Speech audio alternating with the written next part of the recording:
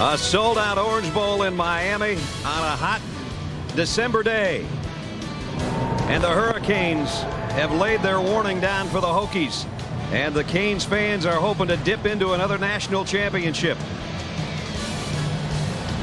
Virginia Tech in Miami, presented by 1-800-CALL-AT&T, has the Hokies of Virginia Tech in to meet the #1 team in the country, undefeated Miami. The Bowl Championship Series standings entering the day look like this. Miami atop the heap, as they've been for much of the past 3 weeks. Ohio State already has earned a trip to the Tostitos Fiesta Bowl. Georgia plays tonight. You can bet the Dogs are hoping for a Hokie upset. And USC and Iowa round out the top 5. Hi again, everybody. I'm Brad Nessler. My partner, as always, is Bob Greasy. Partner, it seems like the movie Groundhog Day. It seems like yesterday we did this, but it was actually 371 days ago in Blacksburg we got together. Miami in the same situation. One more hurdle, and it's the title game. Well, Miami is ready for this ball game. I remember being on this field 30 years ago, and the feeling down there is electric. The players are ready. One game away from a championship opportunity, and that's what they're looking at. They've got the weapons. There's 2 guys in this game that are obviously Heisman Trophy candidates. I can tell you Kenny Dorsey and Willis McGahee aren't thinking about that right now. The Hurricanes have had a lot of great quarterbacks and a lot of great running backs. These 2 guys at their positions may be the best at this level that have ever played here. That's saying a lot. On the other side for Virginia Tech, they come in with a 9-3 record. They did have an undefeated streak going, 8-0 of their own. They lost 3 in a row. They beat Virginia in their last outing. Only 3 coaches in football have been at their schools longer than Frank Beamer. He knows how to coach, and these guys are ready. I think Frank Beamer is the most underrated coach in all of college football. He is 0-5 against the #1 ranked team. He is capable of beating the Hurricanes here. He's won 2 of the last 3 times they've played here in the Orange Bowl. They know how to block kicks. They know how to stop the run. They've got a running game with a dynamic duo that may be second to none. Well, when you talk about Suggs and Jones as a tandem, they are the best in the country. And for the Hurricanes to win this ball game, their tackling is going to have to be superb against those 2. As I said to Bob, it seems like yesterday, but it was a little over a year ago. The Canes and the Hokies got together. Kenny Dorsey had some stars in that game that are starring on Sunday now. But Virginia Tech had an ace in the hole, a freshman tailback that went for 160 yards, kept them close. Then Beamer ball took over. A block punt for a touchdown. How close did it get? A 2-point conversion was the fate for Virginia Tech. They were that close, that far away. The ultimate prize in college football aloft following a Rose Bowl victory over Nebraska. Minutes away from another opportunity to go to the title game with Willis McGahee. Is he playing his final game as a Hurricane? It is senior day. 20 were introduced. None received an ovation louder than number 11. Kenny Dorsey, 37-1 as a starter. As he meets his family at midfield, he's hoping for another shot at a national championship. 1-800-CALL-AT&T before we kick with a coach who's never lost a game as the 3rd man in our team, Lynn Swann. Lynn. Thank you, Brad. Coach Coker, this is a big ball game. But if you had to hang your hat on one thing and you had a choice, your great offense or stopping Virginia Tech's run, which would it be? They've got 2 great running backs, a great running attack. We've got to stop their run. A lot of big things on the line in this ball game. How do you get your quarterback, Ken Dorsey, to focus on the task at hand? Well, he's a mature quarterback. He's a senior. He knows what he needs to do. He knows the task at hand, and I don't think that'll be a problem. His focus will be there. Coach, this feels like a bowl game. All right, thanks, Lynn. Brad? There is Ken Dorsey, his final appearance in the Orange Bowl. Miami won the toss and deferred. It's 78 degrees. Forecasters for showers. You might have seen on the camera lens as Swanee talked to Larry. Some sprinkles coming down right now. The kick out of the end zone as Virginia Tech will have to work from its own 20-yard line. And the guy that'll lead them out, the quarterback who played so well when we saw him earlier this season against Texas A&M, is Brian Randall. And he adds a little bit of an added dimension, Bob, that they didn't have this time last year. Well, they could run the football. It's last year Knowles was a quarterback. He couldn't run it. This guy's 7-3, and you're right, Brad. He played very well at A&M. From the 20, first snap of the ball game as the tight end Jeff King swaps to the right side. Lee Suggs is the tailback. He'll get the call. And right into the thick of that Hurricane defense, and they swarm him under after a gain of about a yard. The Nivea for Men starting lineup. Here's the group up front. Jake Grove, they say, is about as nasty as you'll find in the Big East. Davis, Gibson, Owens, and Martin join him. Two of them seniors on the front wall. Suggs, the senior captain, is the tailback. Eastlick leads the way. King, the tight end. Wilford and Witten are the wide receivers. And Ernest Wilford is their big play guy if they go to the air. But there's Jake Grove. He sets the tone inside. That's the top of the line. The bottom is the right tackle. Martin is a true freshman going against McDougal. Out of the shotgun. Here's Suggs trying to take it wide, and the Canes defense brings him down. This time it's for a loss. Jerome McDougal led the way from his defensive end spot. Here's how it looks in this group. All seniors. Green, Walters, Joseph, McDougal up front, and they're deep with their second line. Vilma's the leading tackler, flanked by Williams and McIntosh. The secondary's been surprisingly good. Jennings and Roll on the corners, and Taylor and Sykes are the safeties. Number one in the nation against the pass is Miami defensively. There's the man that has the most tackles. Undersized, but he's ranging. John Vilma. He might be coming on a blitz. He'll back out of it. Randall in the pocket, in trouble. Down he goes. Virginia Tech is 3 and out to open their series. Matt Walters, one of the defensive captains, was the first guy there to rattle him. You couldn't have scripted it any better for the Hurricane defense. 2 shut down on the runs, and then a sack on 3rd down. We talk so much about the special teams of Virginia Tech. Miami's not a slouch either. Parrish is back, but Burns is standing in inside his own 5-yard line. Miami knows how to block punts as well. Burns, line drive spiral, taken at the 36. Parrish with a dance. Now comes to the near side. Got a wall. Down the sideline. Spins back inside. He stepped out of bounds, but a great return. He might be the smallest guy on the field, but he may be the dangerous. Penalty marker down at the end of the play. 47-yard kick, a 42-yard return. He literally danced for about 4 seconds trying to find a wave of blockers and finally got him. Personal foul on Miami. 15-yard penalty from the end of the play. First down. Still a first down, but a 15-yard penalty at the end of the play against Miami. This is how Roscoe saw things. Hey, just looking around. I'm waiting for some friends. Nobody's coming at me, and that's what Virginia Tech does. They get down, they hold their position, they don't commit. That way they don't miss blocks. I don't see any problems yet. Right there. The last shot after he'd stepped out of bounds. Yep. And it's hard to blame the player trying to come over to block him. I don't think he knew he had stepped out. You're right. But they start at the 36. Do they want the quick strike? Dorsey down the middle. Inside the 15. Andre Johnson. And already Miami inside the red zone. 24-yard pass play. Kenny Dorsey, 37-1. It's just phenomenal. He owns all the passing records, and there have been some good ones that have played quarterback here. We're not suggesting that if Dorsey wasn't there that Miami wouldn't have won 37 of those games. They may have won 33 or 32. I mean, they've got other quarterbacks that can. But Dorsey, sometimes when you need a quarterback to make a play or not to make a mistake, he's been there 37 out of 38 times. First down. Goes again to Johnson. Tiptoes out of bounds at the 5. Nivea for Men starting lineup, and we better get through it or the Canes are going to be in the end zone here. Up front, Sherko Haji-Razuli and Brett Romberg, the seniors. Joseph Myers and Carey join him on the front wall. McGahee, the tailback. Hill, the fullback. Kellen Winslow will be big today. We expected. Tight end Johnson and Parrish are the wide receivers. And Kellen Winslow, the leading receiver coming into this game with 44 catches. That has been matched now by Johnson with back-to-back grabs. McGahee, left side.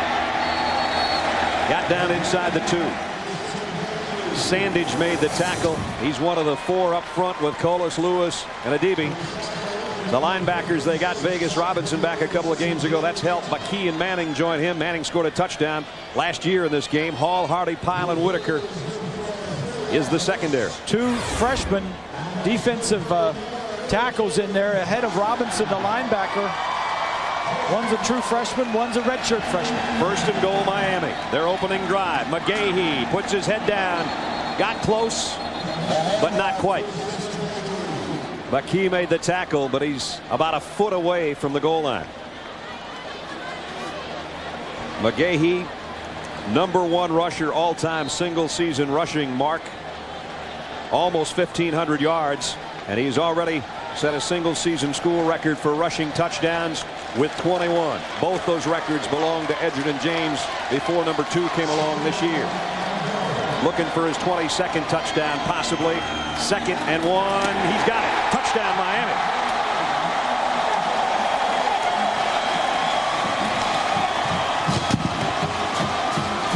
McGahee, his 22nd rushing score of the year.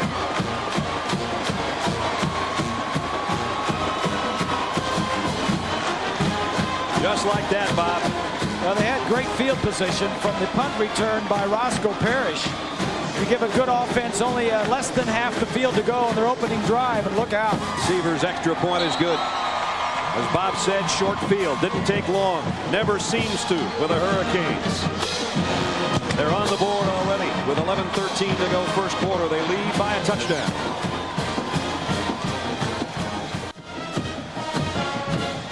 The Nissan scoring drive was a short drive. 36 yards in a minute and a half following the punt return. If that minute and a half seems low, average drive time for Miami, 1:54. 34 drives under 2 minutes. 34 of 60. 17 of them touchdowns. Seaver's kick. This one's returnable. No, it's not. Richard Johnson saw it take a bad hop at about the 3 and let it go. So Virginia Tech's defense went the wrong way the first time they got it. This is what the Hokies want to do. They want to control the game with the run. Take some time off the clock. Make first downs. Defensively, hassle Dorsey. Make him move his feet. Get him out of the pocket. And score on special teams. They're not going to win this game without a score on the special teams. And our 1-800-CALL ATT Game Solutions. First down again. Virginia Tech now their second offensive drive. From the 20. Coming up throwing, not to the fullback, and Eastlick's got it. Randall, good throw as he rolled out, got about 5. This is what the Hokies need to do. They need to control the game with the run. This is an option play last year against Miami. They need to hassle Dorsey, make him move, get him outside the pocket, and then score on special teams. Again, last year's game, blocked the punt late in the game. Could have tied it with a 2-point conversion, but didn't. 2nd and 5. Virginia Tech. Here's the option Bob talked about it. Suggs on the corner, and he's got the corner and the first down. You knew you'd see that play early. Run out of bounds after it picked up 7. Sean Taylor made the tackle. This was one of the only 2 or 3 good running plays that they had in the game last year. Randall just going to come down, option off the defensive end, kind of throws it early. Nice block by Eastlick. Exactly, and Suggs outruns Green, number 55. So a first down, and Virginia Tech looking to calm down a little bit. Eastlick led the way that time, and he'll have a new guy behind him in Kevin Jones. First down, Hokies at the 32. It's a draw play to Jones. And Jones stood up after a gain of about 2. Jamal Green was there to make contact with DJ Williams, the outside linebacker. We've just seen a couple of plays that you're going to see all day in their game plan. The option and the draw. Set up like a pass, let the pass rush, let the defensive linemen separate themselves, find some spaces, and then get in there. There's the offensive breakdown. Look at this right here. They want to run the ball. They don't want to throw it. 2nd down and 8. Opening quarter, just 5 minutes old. Miami already leads by a touchdown. Randall, play action, lofts it out for his fullback, incomplete. And that play wasn't too good looking from the get-go because the play fake had nobody thinking about a run, and Randall ended up on his backside. William Joseph put the pressure on. Bob and Brad, I talked to Randy Shannon before the game, the defensive coordinator for the Hurricanes, and he said third down is going to be critical for them. They want to force Virginia Tech in a lot of third and long. He's going to bring 9 men up, something he doesn't normally like to do, but he'll play a lot of 9-man fronts in this ball game. All right, Swanee, they're only a 37% team on their third down conversions. They've got a long one here, 3rd and 8. And now it's Randall trying to change things up at the line. It's a noisy place to do it. Option again. He'll keep it this time. Lost the ball. Fumble. Who's got it? Miami.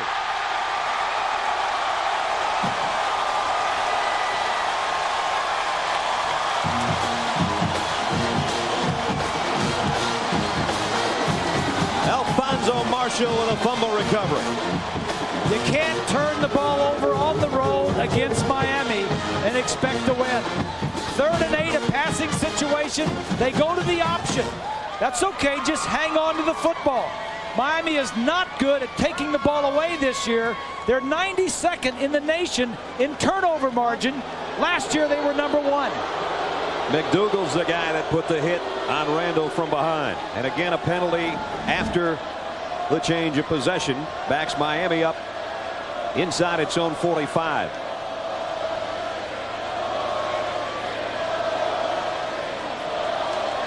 Unsportsmanlike conduct on Miami. They are last in the Big East in penalties, or should I say first. Well, they're the 8th most penalized team in the nation out of 117. There's only 7 that are penalized more than Miami. First down, would have had it at the 42 of Virginia Tech. Instead, from their own 43. Draw play. Here goes McGahee across midfield. Down to the 49, a pickup of 8 as we check in with John in New York. Well, Brad, of course, the big Army-Navy game, as they like to say, throw out the records. Craig Candido takes off, as he calls his own number, and goes 42 yards for the touchdown, 21-6. Navy with the lead, looking for their 2nd win of the year. 2nd down, long 2. Dorsey to throw. Deep sideline. Andre Johnson's wide open, and he's gone. Touchdown, Hurricanes.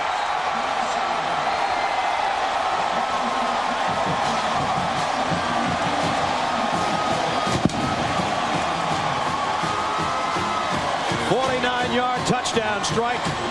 Somebody blew a coverage. Well, they fooled them with the formation. They lined the fullback up as a wide receiver, and Johnson lined up normally in a fullback spot just off the tight end.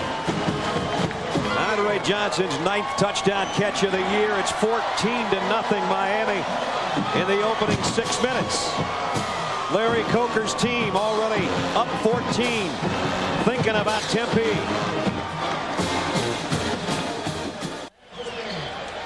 Let's go back and take a look at this play. The 2 receivers are here. The tight end and the Andre Johnson, the wide receiver. The fullback is lined up way out here.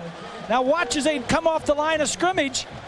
The Johnson took off. The 2 receivers, the 2 defensive backs are covering the tight end. Now when you find Johnson again, the wide receiver, one of their best receivers, nobody's near him. The question on the play becomes, did he step out right there at the 15? And there's an official looking right down the sideline. It looks to us as though his foot was out of bounds. Nonetheless, it's a touchdown, and it's 14-0. Severs has got it teed up. Sudden change. And another short scoring drive. This one's 40 seconds. And a nice call by Rob Chudzinski, the offensive coordinator, jumping at him. As soon as you get an advantage, you get the momentum going your way, you get a takeaway, come right back with a good play. Nice call. Rain starting to come down, with Miami already in front by 2 touchdowns. Isn't dampening the fans' enthusiasm, that's for sure. Severs to kick.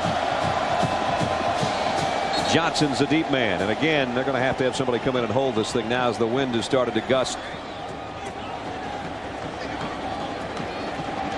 Moss will come in to hold for Severs, and you can see the rain intensifying.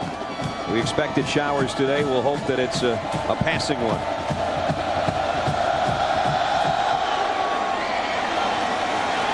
Johnson will take this one from the 5. Runs right into a wall of orange at about the 19 and bounces to the 20-yard line. ABC Sports presentation of college football brought to you by AT&T. AT&T Wireless brings you M-Life, your mobile life made better. Nissan and your Nissan dealer.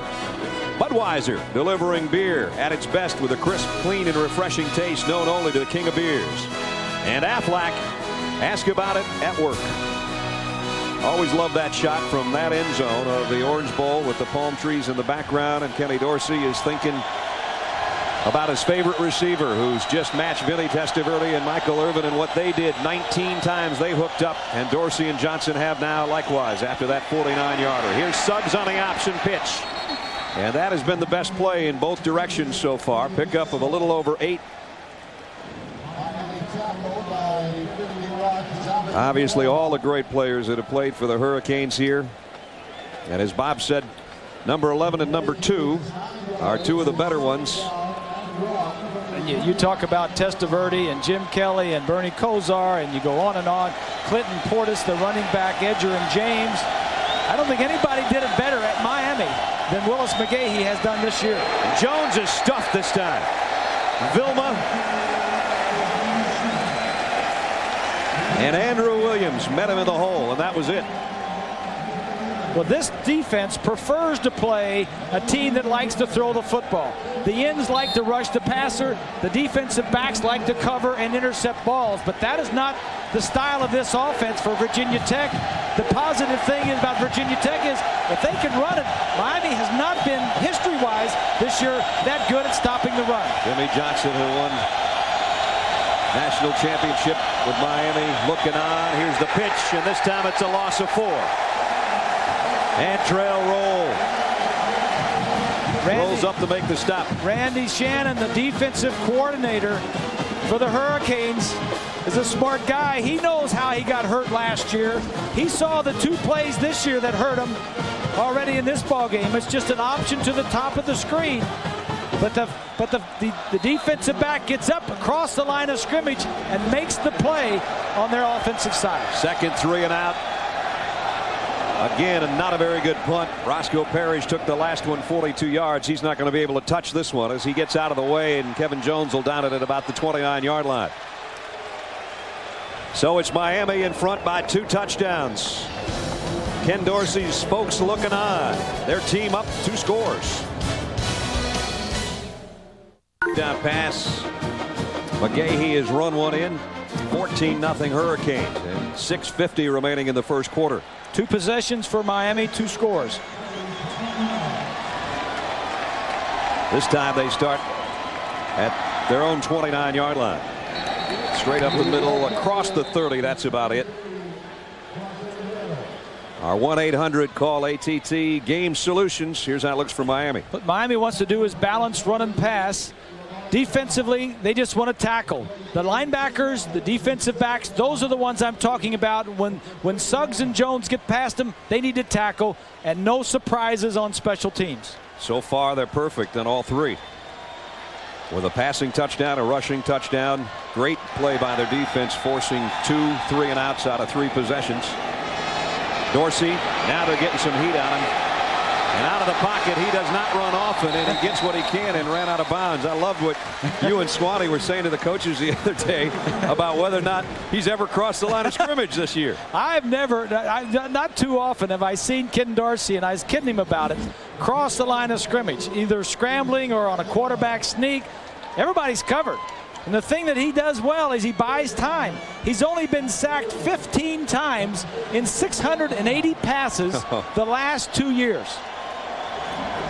He's been sacked 8 times this year. Crudup had the other 3. Only 11 sacks allowed by the Canes this year. 3rd down and 3. 3 wide out. Grouping for Dorsey. Quick throw outside. Incomplete. Intended for Parrish. Nice defense by D'Angelo Hall. Very nice by D'Angelo. If that ball would have been thrown where it could have been caught, I think Hall would have caught it and taken it the other way. He's got 4 interceptions. 1 for a touchdown this year. He is their big play guy on defense. So Capshaw will come in to punt. And remember, Virginia Tech blocks kicks better than anybody in the country, and Capshaw's had 3 blocked. High snap. He just got it out of there. Got a flag. Hall on the other end, and a flag down there as well, as it's going to be a halo violation on one end and a roughing the punter on the other. Well, it's roughing the punter. Miami was going to get it back until the halo violation. Now they're probably going to have to kick it again and risk getting it blocked again. Exactly.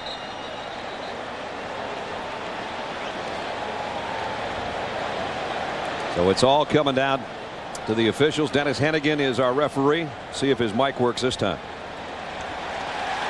Roughing the punter. You got half the officials are at one end of the field, the other half are at the other end of the field. There you see both calls. So let's everybody come back to the line of scrimmage.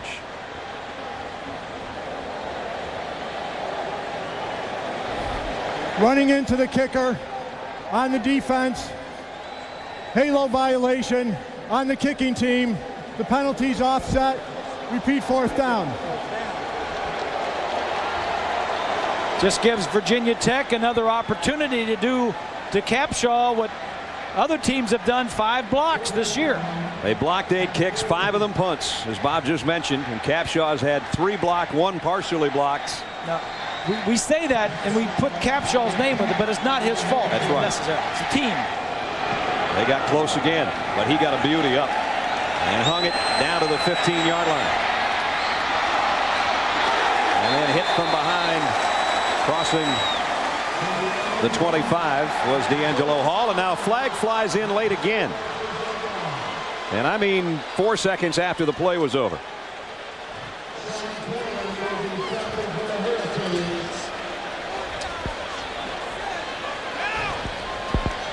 After the play was over, personal foul, unnecessary roughness on Virginia Tech. Penalty will be half the distance to the goal. 1st down. So this big one goes against the Hokies, but they do have the ball back, trailing by a couple of touchdowns. And there it is. Hall came up after being tackled and let Sean Taylor have it in the chest. And Frank Beamer says, oh boy, what else can go wrong? We couldn't see anything there, but I'm sure there was some talking going on that Hall reacted to. And there's Frank going back and talking to him about it. Virginia Tech has had the negative field position starting at their own 20 or less their first 4 times they've had the ball. Twice it was 3 and out. From the 14, Jones in at the tailback spot. Behind a 2, tight end set again, going down for a loss, but he broke a couple of would-be tackles, and he still lost 4. McIntosh, the first there. Let's check in with Lynn. Well, Bob and Brad, I'm with a man who has won a couple of national championships and Super Bowls. Coach Jimmy Johnson, how are you doing? When was the last time you were back on this football field? Well, it's the Orange Bowl, my last game before I went to the Dallas Cowboys, and it's a thrill. You'll be back here in a packed house and the excitement. And Larry Coker and this coaching staff done a great job with this team. Larry asked you to come back and talk to his football team before the game. What did you tell him? Well, I couldn't tell him anything that Larry hasn't already told him. The only thing is, I said, I've been talking to teams for 35, 40 years, and it's always one play at a time. Don't worry about what's next week or what's down the road. Focus in on one play at a time. Do your responsibility, do your job, and then you'll play like a champion like you've been playing for the last couple of years. All your teams had talent. Everybody's saying, is it Larry Coker or is it the talent of Miami? How good a job has he done as a coach? Well, yeah, I think he's done a great job. He was my quarterback coach back when I was at Oklahoma State many, many years ago, and 90% of this coaching staff either work with me somehow, and so I've got a lot of feeling for all of them, and he's done a fantastic job. He's kept them on an even keel. I talked to the president of the university earlier. I said, I was always sky high or rock bottom. Larry's the perfect man for the job. All right, I know they're glad to have you back. Thank you, Coach. All right, Lynn. On a 3rd and 4, Randall out in the flat to Jones. Nice cutback to the inside, and Jones has a first down out at the 30-yard line. Yeah, I like the call. You got 4 wide receivers. You spread the Miami defense out, and then you throw it to your best running back. It's just like an extension of a handoff. Looks downfield, lets the linebackers drop. Now Jones out there in open field, just slides inside of Vilma and Sharp for a first down. So first down at the 30. 40 yards for Virginia Tech. An even 100 on 10 plays for Miami. And a 2-touchdown difference. Now Suggs back in there. Randall will keep it up the middle. 3 or 4. Vilma on the inside to bring him down. Conference crown and a BCS bid are on the line when number 9 Oklahoma takes on number 12 Colorado in the Dr. Pepper Big 12 Championship. That's tonight, 8 Eastern, 5 Pacific, right here on ABC Sports, the class of college football. And here a trip to the Tostitos Fiesta Bowl is on the line for Miami. If they can win, they're off to a great start in the first quarter at home, up 14. Second down and 6. Again, Suggs in motion. And Randall again will keep it. He's going to be about 2.5 yards shy of the first down. McIntosh, the linebacker, in on the stop. Thinking about what Jimmy told Lynn on the sideline, and it's so true, the even keel that this team seems to be on under Larry Coker, and it's just sort of a reflection of their coach, I think. And an repeated line of his is that only one team is in the Fiesta Bowl. Their ticket's been punched. That's Ohio State. We're first in line at the ticket booth, but we ain't there yet. Yeah, 2 games ago they were saying, well, how do you feel about Ohio State? He said, hey, we got 2 games to play yet before we can even talk. Third down and 3. Play action again, flaring it out of the backfield, and it's Humes, a fullback, and he's got plenty of room to work. All the way down to the 37-yard line. Deepest penetration of the day and the biggest play of the day for the Hokies goes 26 yards. It's a nice design, well designed. They're throwing the ball to their backs, much more so. Watch the 2 wide receivers come in here, and the back is going to slide out into the flat. The 2 wide receivers come in. Now the guy that's got to pick him up is the linebacker right here, but he's way inside. Nice design play, safe play for the Hokies. Now they'll run out of the shotgun. And let's see if they go to that quick opening draw to Suggs. And they won't get the play off. Penalty markers down.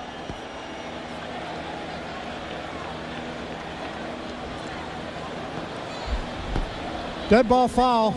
Illegal substitution on the defense. 5-yard penalty. Remains first down. So another penalty against Miami. That'll make it 1st and 5 and move it inside the 35. A big drive here for Virginia Tech. Big drive. They're down 14. They're on the roll. All the momentum. This crowd has been quiet this whole drive, and if they can get this into the end zone, they're right back in it. Miami has taken a timeout with 2 minutes and 34 seconds remaining in the first quarter. Larry Coker's team is up by 14.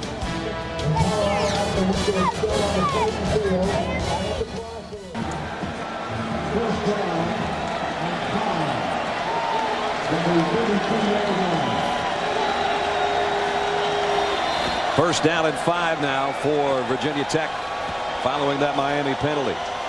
7th play of the Hokies drive.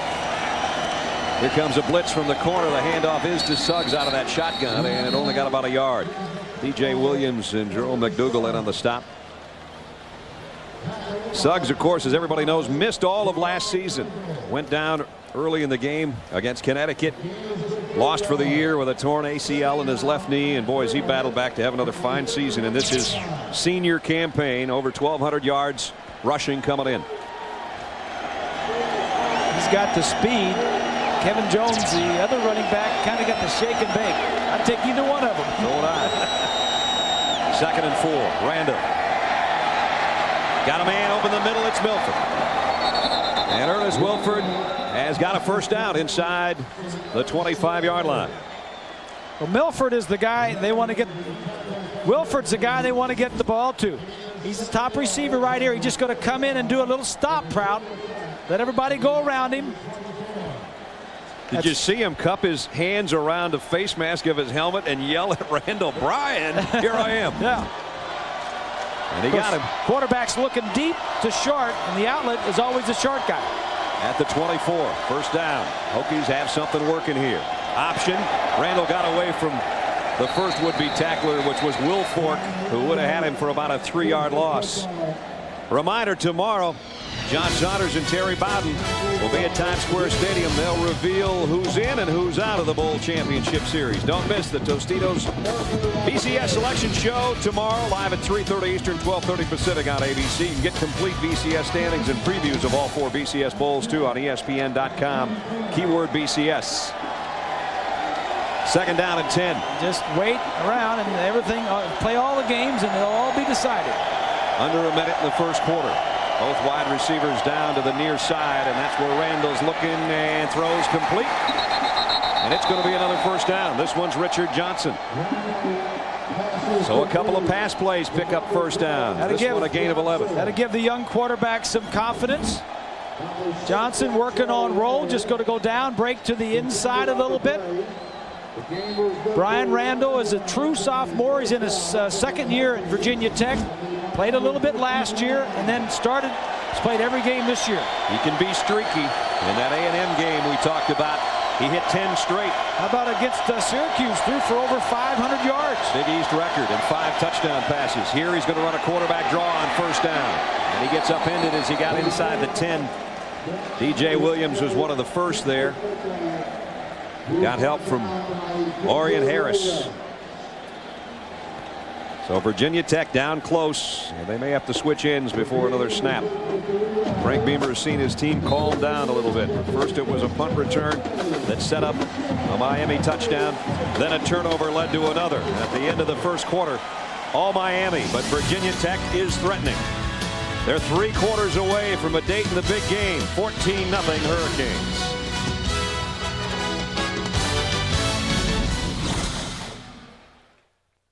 1-800-CALL ATT. First quarter belonged to the Canes, 14-0.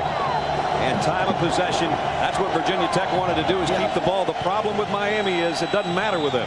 That graphic is just what everybody wanted. Virginia Tech wanted to control the clock, take time off the clock, make first downs. They've done it, but Miami's up 14-0. Miami only used 2 minutes and 10 seconds combined for their 2 scores. This is the 12th play of the Virginia Tech drive, though. At the Canes 10. Randall pump fakes and now takes off to the end zone. Did he get there? Not quite. Sean Taylor lifted him up at the 1-yard line. He's taken some hits today running with the football, but he's got him down close now. Bob said earlier in this drive that started a long time ago that this was an important one for Virginia Tech, and now they're close. I like this. He pumps Vilma and the linebackers. The middle linebackers take off to get the screen. There's nobody in the center of the field. That's what a running quarterback gives you, a little extra dimension. Lee Suggs has scored in 25 straight football games. Not this time, though. Dropped at the 1. Will Fork again on the inside of that defensive front. The big guy at 350 pounds. There's Big Vince. He's a good one. He is. You know, they lose their top 6. Well, 6 of their top 7. They lose 6 fifth-year seniors, but not Will Fork. He is the only one back. That whole defensive line will be rebuilt next year. Again, a power eye look. At the 1. Here's Suggs to the end zone. No! Did he get there? Yes! Sean Taylor ran him out, but he hit the pylon, and it's touchdown, Virginia Tech. His 18th rushing touchdown of the year. He kind of relaxes here at the end, thinking that he saw a lot of green space and it was going to be easy until Sean Taylor was there. Too much speed to relax at any time in this game. 26 straight game with a score, his continuing NCAA record. Carter Worley in for the point after. Snaps a little wide, but the kick is good. And just a minute, 10 seconds into the second quarter, Virginia Tech's made it a ball game. Randall's pitch to Suggs from a yard out, 14-7 Canes.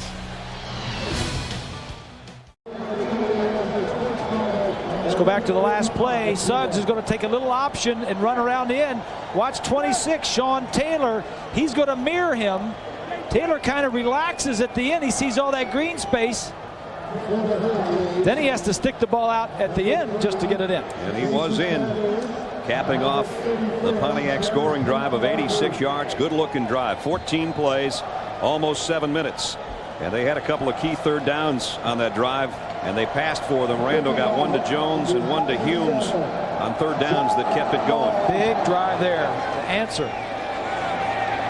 Jared Payton runs up on the kick return. And Payton up the middle and out to the 30-yard line. 25-yard kick return by Jared Payton. ABC Sports presentation of college football brought to you by AT&T. AT&T Wireless brings you M-Life, your mobile life made better. Pontiac, fuel for the soul.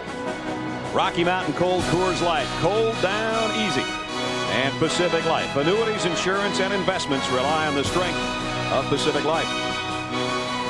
Brad Nessler, Bob Greasy, Lynn Swan, and our ABC crew at the Orange Bowl in Miami, where it's a ball game now, 14-7 after Virginia Tech's long scoring march. Big Winston there at fullback. Here's McGahee trying to cut back and got back to the line of scrimmage, and that's it. Mike Daniels, the linebacker, made the stop. Eric Winston, the big tight end, 87 there, is a true freshman, is really impressed. And to get more playing time, he's spending part of his time at fullback, especially with the injury to Kyle Colbia. Not only will Rob Chudzinski tell you, but his teammates will tell you he's one of the smartest whips on the whole team. He knows everybody's position. And as is Kellen Winslow, the guy in front of him, is a very bright guy also. 2nd and 10. Straight up the middle is McGahee. And almost snapped it out for a first down. Crawford made the stop after he got about 9. Coming up on Monday night, Al Michaels and John Madden will be right here in Miami. And we'll see if Ricky Williams can get on a tear as he leads the Dolphins offense against a tough defense, though, and Brian Urlacher and company. It's the Bears and the Dolphins Monday night, 9 Eastern, 6 Pacific, right here on ABC Sports. 3rd down and inches. And it's McGahee trying to go wide for it, and he just at the end squirted through all the Hokie tacklers, and he got the first down by about a foot.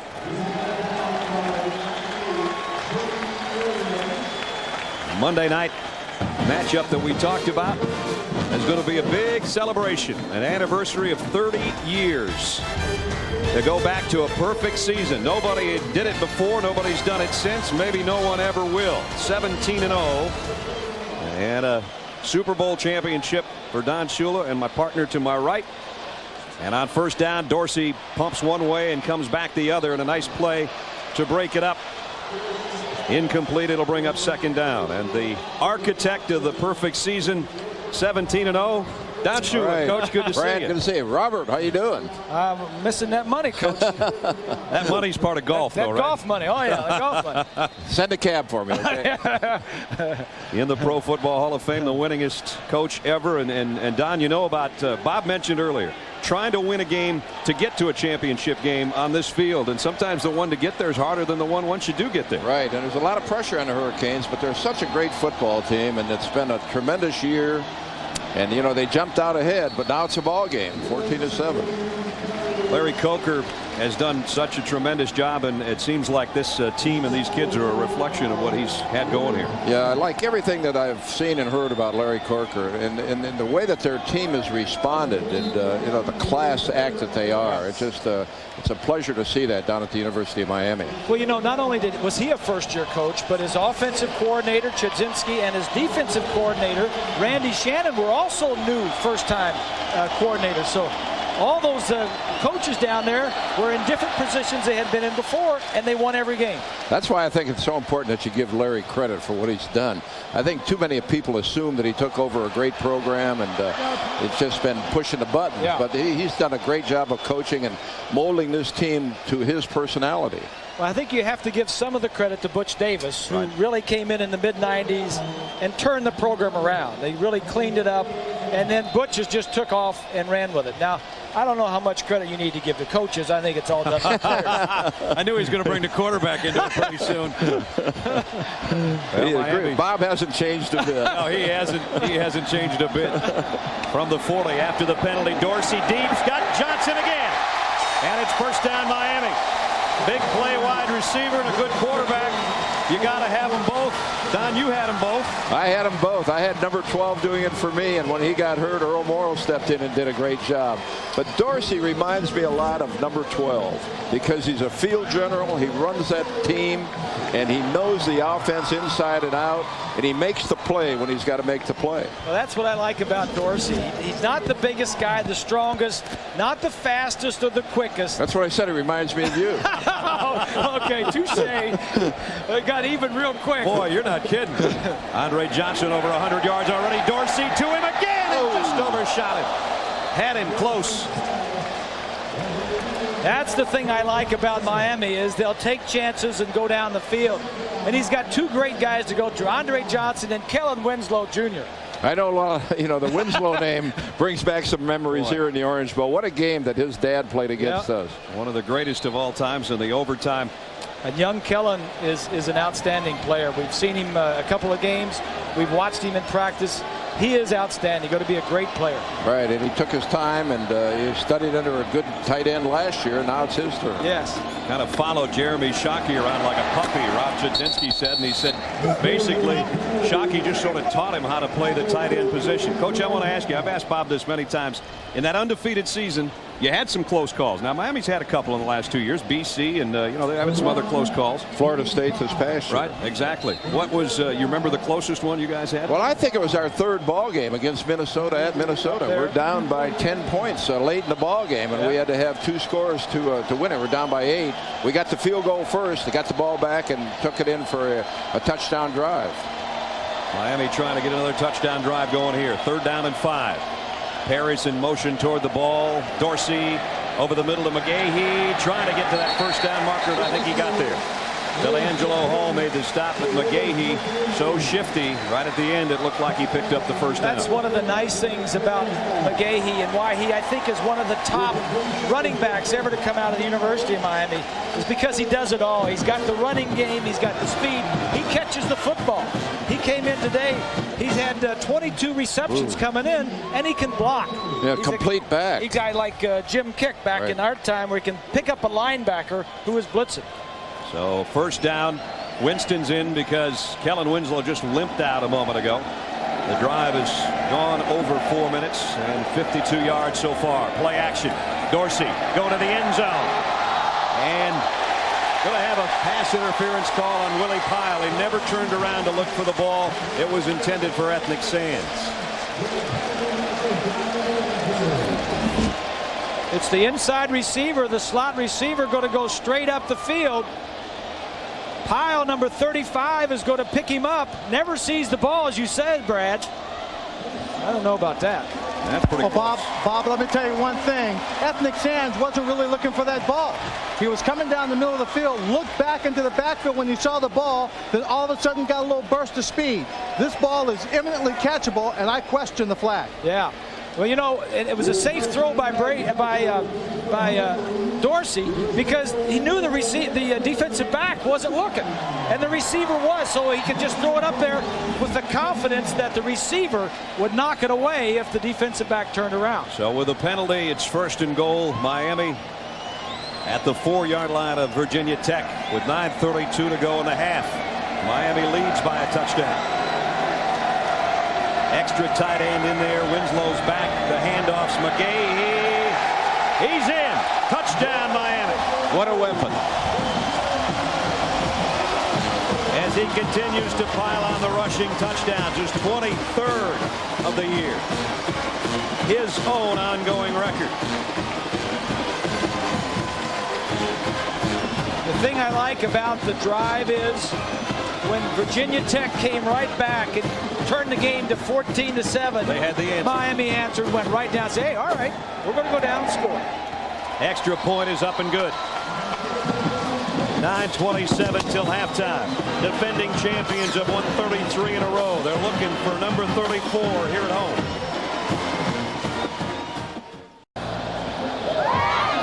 Virginia Tech Miami game presented by 1-800-CALL-ATT. Miami came right back down the field, 70 yards in 10 plays. Key play on that drive was the 31-yard completion to Andre Johnson on 3rd and 10. So Sievers set to kick it away. Richard Johnson is the deep man.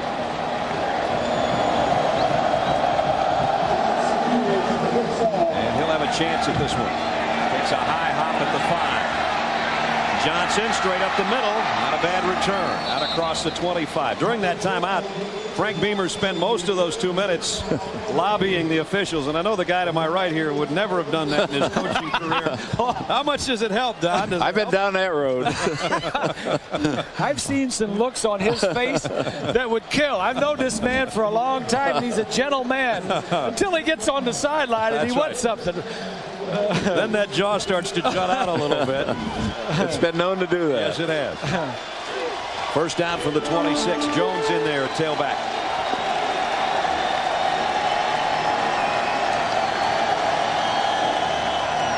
Nice play fake out of bootleg. Randall will keep it. He's got a little seam to work with. Good runner. And he got almost 10. You know, 30 years ago, when we went undefeated, we went right here on this field. And now the Hurricanes, for the last 2 seasons, have gone undefeated. What is it about? Is there anything about this old place? I'll tell you, this Orange Bowl brings back so many great memories. And in the way that the crowd is right on top of you, they're in the game. Yeah. And you don't find that in a lot of stadiums. And I think crowd noise was invented down here in the Orange Bowl. Yeah. The game against Jaworski when he was the quarterback. And one other thing was the heat. The heat is certainly, a real Fumble. Miami might have another one. Starting to unpile bodies, they do. Jones put it on the ground, and McDougal's the guy that scooped it up. And they don't need to help Miami. Frank knows that. McIntosh made the hit.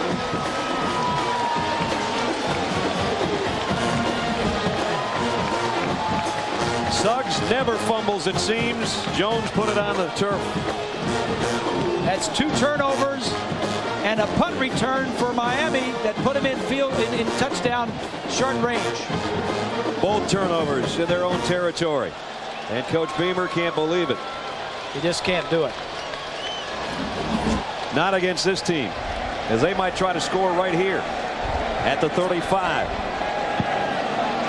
Dorsey dumps it off. McGahee. Nice cut. Left one man holding air, and he's out of bounds at about the 19. He does it all. It's just a well-designed play. He wanted to go deep. He looked at his options deep, and then at the last minute, when everything was covered, take a look at number 2 now. He's going to look downfield. Everything is covered. Number 2 is sliding out right here. He's just going to give him the ball with all that space and let him do something. Whoop. Whoa. The key is the protection. He had all day to sit back there and look downfield and wait for the drop off. Kenny Dorsey's played 38 games as a starter. He's never had a grass stain on his butt, I don't think. Here he is, play action, going to the end zone to Johnson. Just overshot it. Had him by a step, and Kenny knows it. And you see the reaction of Dorsey, and you know why, because he had to throw it real early, because the area that he was throwing to, he had to throw it a long way, and to get it there, he had to let it go long before Johnson made his move. And when you do that, you're just kind of guessing where he's going to come out of. Miami's possessions, 3 touchdowns, 1 punt, and they haven't used much time on anything. And Johnson keeps getting open. Yeah. Every time you look up, he's open. He's attempted 7 passes to Johnson as Dorsey. He's caught 4 of them. McGahee this time showing his power.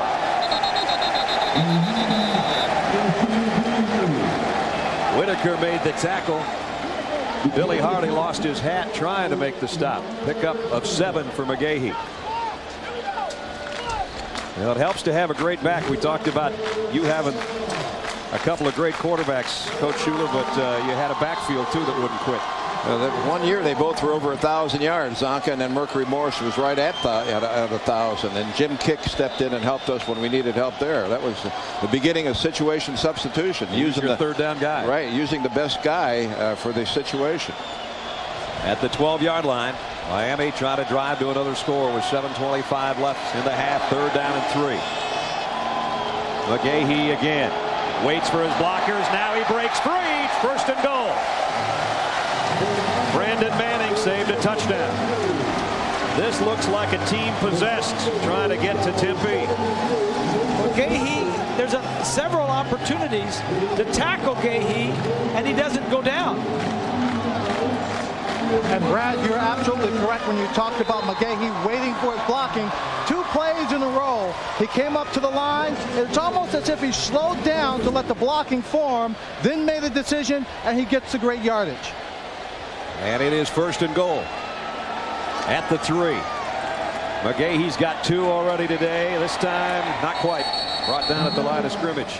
You know, 30 years ago, the Miami Dolphins weren't 17-0. They were 12-0. You had just beaten New England 37-21. I know you did that week at a time, Coach, but when did you say, holy smokes, man, we have won every game here. We're rolling. You know, I thought when we got into about the 14th or 15th game, and then people started to talk about, you know, nobody else has ever done it. Then it became important to us, but it wasn't more important than the fact that we wanted to get to the Super Bowl and win the Super Bowl. We didn't want to be in the Super Bowl like the previous year and not win.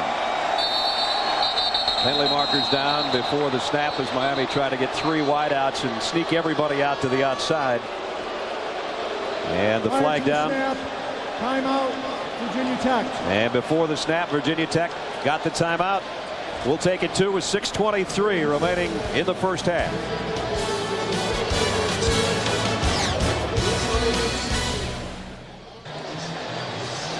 Don Shula's been kind enough to join us for most of the second quarter. Coach, have a great party Monday night. Nice being with you, Brad. Good to see you. Robert, nice being with you. And all right, we're going to be there to root them on Monday night. Yes, sir, we are. The alumni. The alumni. Monday night football party here in Miami as the Dolphins play the Bears, the 30th anniversary of the perfect 72 season, and we thank Coach Shula again for being along.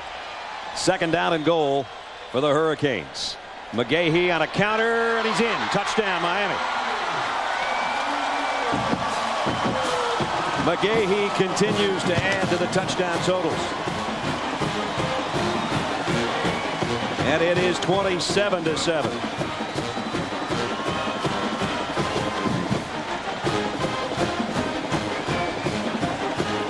Three today already for McGahee. This time from 3 yards out. And again, it followed the fumble recovery by McDougal. Turnovers, as Bob said, you just can't do it against a team this good. And it's 28-7.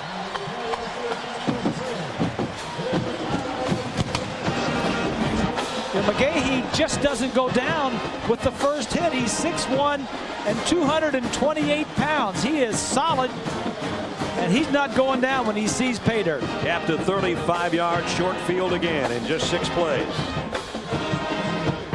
Boys, what I think we're not seeing from Virginia Tech that we've seen from them earlier this year against A&M is penetration. And you look at the huge hole right here. That defensive line is not penetrating. The offensive line of Miami is able to spread them out, get key blockers positioned, and thus a good running attack for Miami.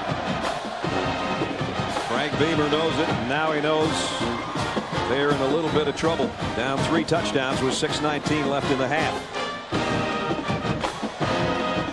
They faced a big deficit in the second half last year. That one was in Blacksburg, though, and their special teams and their offense got in gear and made it a ball game, and now they know they're going to have to do the same thing today. Our aerial view is courtesy of the Goodyear Tire and Rubber Company, with Goodyear's blimp stars and stripes continuing a 77-year tradition as the aerial ambassador and icon of the 102-year-old company. Getting some great shots above the Orange Bowl. Johnson from the 6. Richard Johnson had a nice return last time. He's got a better one here. Look out. Severs is a man to beat, and he's got him. Johnson trying to take it all the way down the sideline inside the 20. Touchdown. No, he's out at the 1-foot line. That's what Virginia Tech does. When you think they're down and out of it, the special team just jumps up and scores one. Actually, they're going to spot it at the 4. I guess that's where they put their foot down. But he put his foot down 92 yards to get there. Boy, did they need that. Take a look at the blocking up ahead. He's got the patience to let the blockers do their job and the speed when it's his turn to run away from them. And then right as he got inside the 5, Glenn Sharp just got enough of him to knock him out of bounds.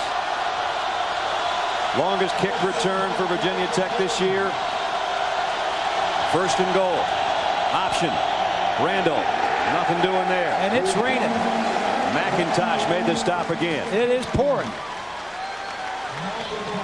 Under 6 minutes in the half, but an opportunity for Virginia Tech to climb back into this thing. If they can get a touchdown, it's 2nd down and goal. Look for Miami to have all 11 guys up to the line of scrimmage. They're not going to expect a pass here. Expect an option one way or the other. Suggs, the tailback. Randall throwing a fade. Wilford trying to come down with it. It's broken up. Sean Taylor was with him. Wilford is their go-to guy. He is 6'4" and 217 up against Taylor. He got his hands on it. He sees it the whole way. The ball was a little bit underthrown, but not a lot. It's a good throw by Randall. And you can bet ever since last year when he dropped that 2-point conversion, although this isn't the same circumstances, he was looking for another opportunity just like this to have a positive impact for his team. He wanted that. You got that right, Swanee. 3rd down and goal. The wind is picked up, so is the rain. Randall getting some heat. He got rid of it. Touchdown! Got it to Sean Witten. That was a great improvisation by the quarterback. He wanted to throw it back across the field. That's Witten's first touchdown ever. You talk about picking a good time. And he's happy about it. Sean Witten came in, 19 catches but no scores. And the redshirt freshman from Oakton, Virginia's got him in the end zone. Worley for the extra point. It's up, and it's good. 5:15 remaining in the half. Brian Randall, as Bob said, he improvised. He found number 26, and it's 28-14. Go back and take a look at this. He's trying to hit the tight end on a little sneak across the field as he rolls out. Now watch what's going to develop. The tight end sneaks right here. This is where he's trying to go with it right here. But there's a receiver going across the back of the end zone that he doesn't see. And the one he ends up throwing it to is covered, but he gets it in there. And my apologies to Sean Witten. He did catch a touchdown pass last year against Syracuse, but this one is his first this year, and it's a big one. And that is a heck of a throw. Sean's brother Jason plays for Tennessee. Remember a year ago when Tennessee was playing LSU in the SEC championship, a game away from going to the title game, and what happened? Georgia obviously is watching this game. The Dogs are 3rd in the BCS. They play Arkansas in the SEC title game tonight in Atlanta. From the 6-yard line, Jarrett Payton again. And Payton got out across the 25 to about the 26-yard line. Our Pacific Life game summary. Andre Johnson's already over 100 yards receiving. This crossing pattern set him up. This one down the sideline, though controversial. Did he step out of bounds? Was a 49-yard touchdown. Then he went 31 yards deep to him again when they had to have one on a 3rd down. That led to another scoring rushing touchdown by Miami, and that's where we are. It's 28-14. McGahee scored 3 times, and Dorsey's thrown 1 to Johnson. First down, Miami from its own 26. Dorsey rolling and throwing and completes it to Parrish. Short gain of about 24. You see Kenny Dorsey maybe prior to that snap has a wrist brace on his left hand that happened a couple of games ago. They have not made a big deal out of it. It's his non-throwing hand, but it has given him a few problems. Hey, he's 37-1. He's 6'5" and probably weighs 192. He's thin as a rail. He'd be a little heavier if he got some different numbers. A 0. The 1-1 make him look small. Yeah, that's true. And he's never been hurt. He's never missed a start at the University of Miami. He gives it on a little Statue of Liberty looking play to McGahee on the left side, and McGahee got out to about the 33-yard line. It's going to bring up a 3rd down. I like Virginia Tech, Brad. Excuse me for interrupting. Down 28-7. They're getting this game could be a blowout here, and finally they just come back and say, hey, our strength, special teams, let's go down and get one, and they did. It set up the touchdown pass. And now they're really looking for a 3rd down stop defensively. As you look in on the 32-yard line from way up above from the Goodyear blimp. 3rd down and 4. Our takeaway would be good. Virginia Tech led the conference in interceptions with 20. They were +8 on their turnover ratio today. That's been Look out. scored. Here's a sideline streak. Roscoe Parrish cuts back inside. 1 man to beat. Here comes a whole herd of Hokies. A whole flock of them, I guess. They bring him down at the 10. He almost took it. 58 yards. You got to hand that to Dorsey. There's a little pump and go. Earlier we talked about if Dorsey would have thrown it to the receiver, D'Angelo Hall would have taken it to the house. Watch this. Now, top of your screen, a little move to the outside. Dorsey had pumped, and D'Angelo Hall, number 4, had seen Dorsey's pump and jumped on what the quarterback was doing. That was all Ken Dorsey right there. And the pass was perfect, as you saw in the replay. Never broke stride. 58 yards, a career-long reception for Parrish. Now back to the ground they go. McGahee looking for his 4th touchdown.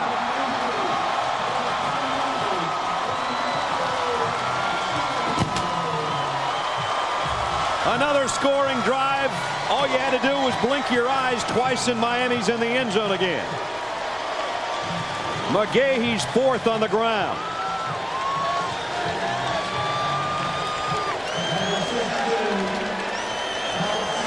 That one took 1 minute and 59 seconds, Grease. That's a long drive. And this defense is pretty good. I want to tell you, they're ranked 8th in the nation in scoring defense. Seaver's extra point is good. Just under 2 minutes after the Virginia Tech touchdown, Miami's back in the end zone and they lead 35-14. You got a flag.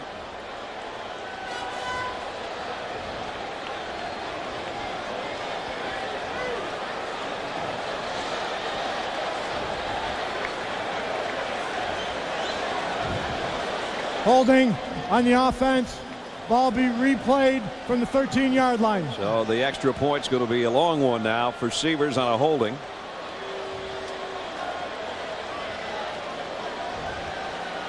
A coach trying to ignite his troops. He'd like a blocked extra point, anything, to try to give new life back. Every time they look like they're still breathing, Miami steps on their chest. The extra point is still good. 3:16 remaining in the half. The defending national champions leading Virginia Tech 35-14. Boy, when they come to play, they're pretty good. And take a look at this now. Here's Parrish. He doesn't do anything. Just no quick outs or nothing. Watch Dorsey. Watch as he's going to pump the ball. Go ahead and run it. Watch, he's going to pump the ball, and that is what pulls the back up. Parrish didn't do a thing, but Dorsey was intelligent enough to know that, hey, earlier he had jumped on one of my quick sets, 3 steps, and I'm throwing my arm out there. Says, I'll take care of him. You just take off. And then McGahee caps the touchdown with a 10-yard gallop, his 4th of the day. Now, Bob and Brad, as we watch McGahee go in the end zone again, let me point out one thing about that receiver not doing anything, Bob. The receiver did run the right route. Okay. And when the corner came up, I got Shula and I got Swan. Well, the receiver did, when the corner came up, the receiver did take the outside release. Now, if the receiver doesn't take the outside release, the safety has a play on the ball. I know, that's good, Swan. That's good. Seaver's kick. Johnson took the last one 92 yards. This one he's going to have to take a knee. And Virginia Tech will work again from the 20-yard line. Our Aflac trivia question this week. November 9th at Syracuse, Brian Randall threw for 504 yards, a Big East record. Who holds the Hokies all-time record for passing yards in a game? I got that one. You got that one? I got it. All right, we'll tell everybody else coming up. Now, a little Swanee, bit later on. about that route we were talking about. What I was pointing out is Roscoe Parrish, you know, a lot of times you have to do a little slanting up or a little stop and go or a little out and up. This time he didn't have to do anything. He just, like you say, released to the outside, and Dorsey is the one that affected the cornerback to force him to come up. I'd buy the quarterback dinner on that one. At the 20 now, 4 wideouts. Here comes a blitz. Randall Flips it out to Wilford, and he's got about 9 yards. I got to tell you, between Jimmy Johnson and Larry Coker and Don Shula and Bob Greasy and Lynn Swan, I'm the only guy that doesn't have any jewelry, for crying out loud. I mean, we got more championships walking around this stadium, not to mention about 50 ex-Hurricane players who are probably all wearing championship rings down there as well. They got a lot of guys back. I'll get you a gold chain and a medallion for Christmas. Thank you. I appreciate that.